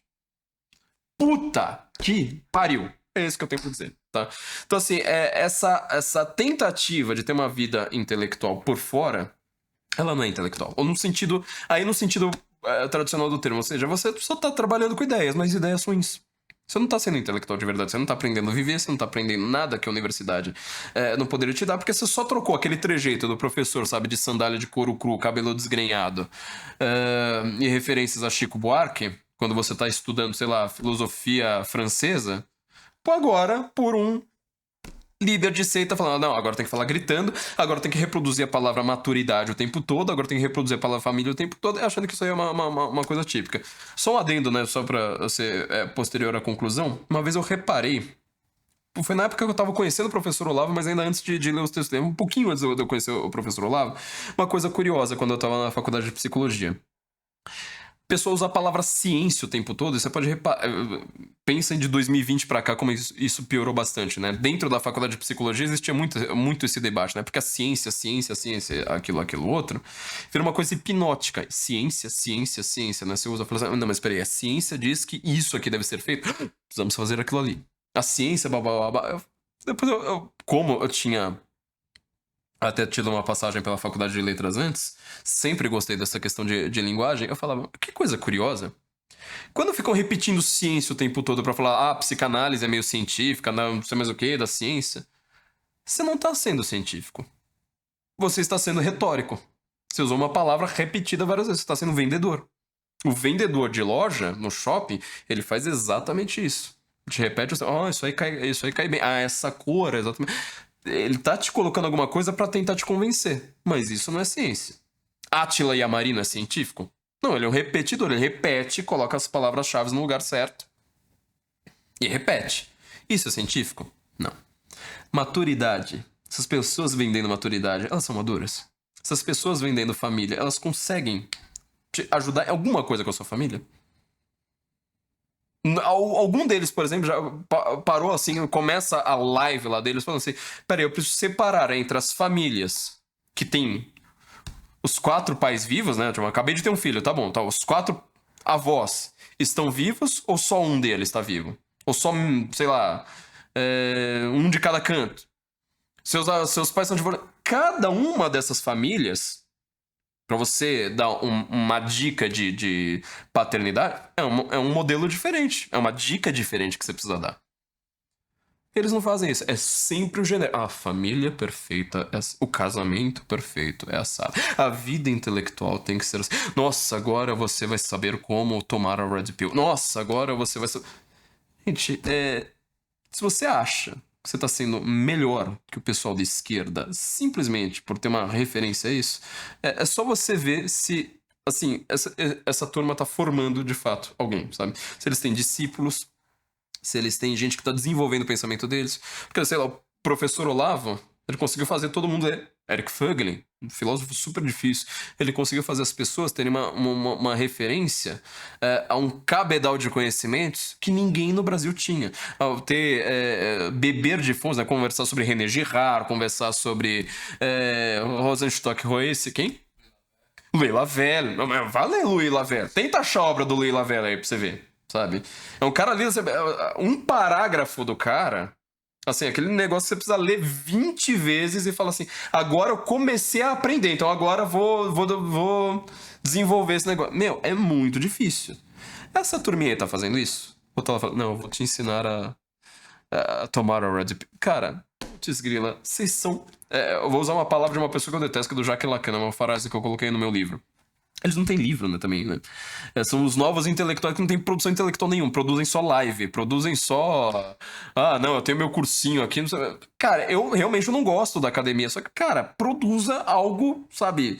Que eu falo assim, isso aqui é uma ideia da pessoa tal. Não tem nada, absolutamente nada. E estão sendo tratados agora como a nova intelectualidade da direita, né? Eu vou usar uma frase do Jacques Lacan, né? Vocês são histéricos à procura de um líder. Vocês o terão. Gente, é isso. Vamos nos encontrar então em breve. Lembre-se sempre, a gente precisa de um Pix seu, tá? Porque eu não tô vendendo curso por enquanto, né? A formação tá fora do ar. Eu também, como eu falei, eu não tenho nada contra usar curso. Curso do Rodrigo Gurgel, gente, pelo amor de Deus. Vamos aprender a ser artista, sei lá, curso... Como eu falei, né, do Instituto Hugo de São Vitor, quer aprender sobre maternidade, paternidade, tem tanta coisa legal aí, sabe, que depois é plagiada, né, inclusive, né, a Ana Pura, o Lindo Scalabim, tem tanta gente que consumo o conteúdo, só que vocês querem sempre, né, a pessoa que vende a própria vida perfeita, né, como se a vida desses caras fosse perfeita. Cara, vai ver neguinho brincando de espadinha, sabe, na sua vida particular e depois falar... em vender curso de maturidade. Precisamos do seu Pix, tá? flaviomorgan@sensoincomum.org. Isso aí vai fazer toda a diferença pra gente. Deixa seu comentário, se inscreva no canal, ative o sininho e não se esqueça... e compre os livros também, né? O livro do Ronald Robson, por exemplo, na livraria.sensoincomum.org. Enquanto você tá também dando sua ajuda pro Rio Grande do Sul, esse é um jeito, né? Já faça suas compras livreiras do mês aqui com a gente, que você pelo menos deixa uns trocados aí pra gente. Nos encontramos então em breve, Guten Morgen em Brasília. Encha o nosso rabo de dinheiro e salve o Ocidente. Encha o nosso rabo de dinheiro e salve o Ocidente. Se você quer perder amigos e ser mais inteligente, encha o nosso rabo de dinheiro e salve o Ocidente. Encha o nosso rabo de dinheiro e salve o Ocidente.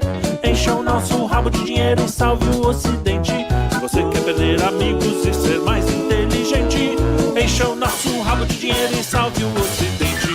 Encha o nosso rabo de dinheiro e salve o Ocidente. Encha o nosso rabo de dinheiro e salve o Ocidente. Você quer ficar bonito, garboso e eloquente, estar sempre correto, indubitavelmente, contar boas piadas esporadicamente, fazer aquele crush, te amar perdidamente. Enche o nosso rabo de dinheiro e salve o Ocidente.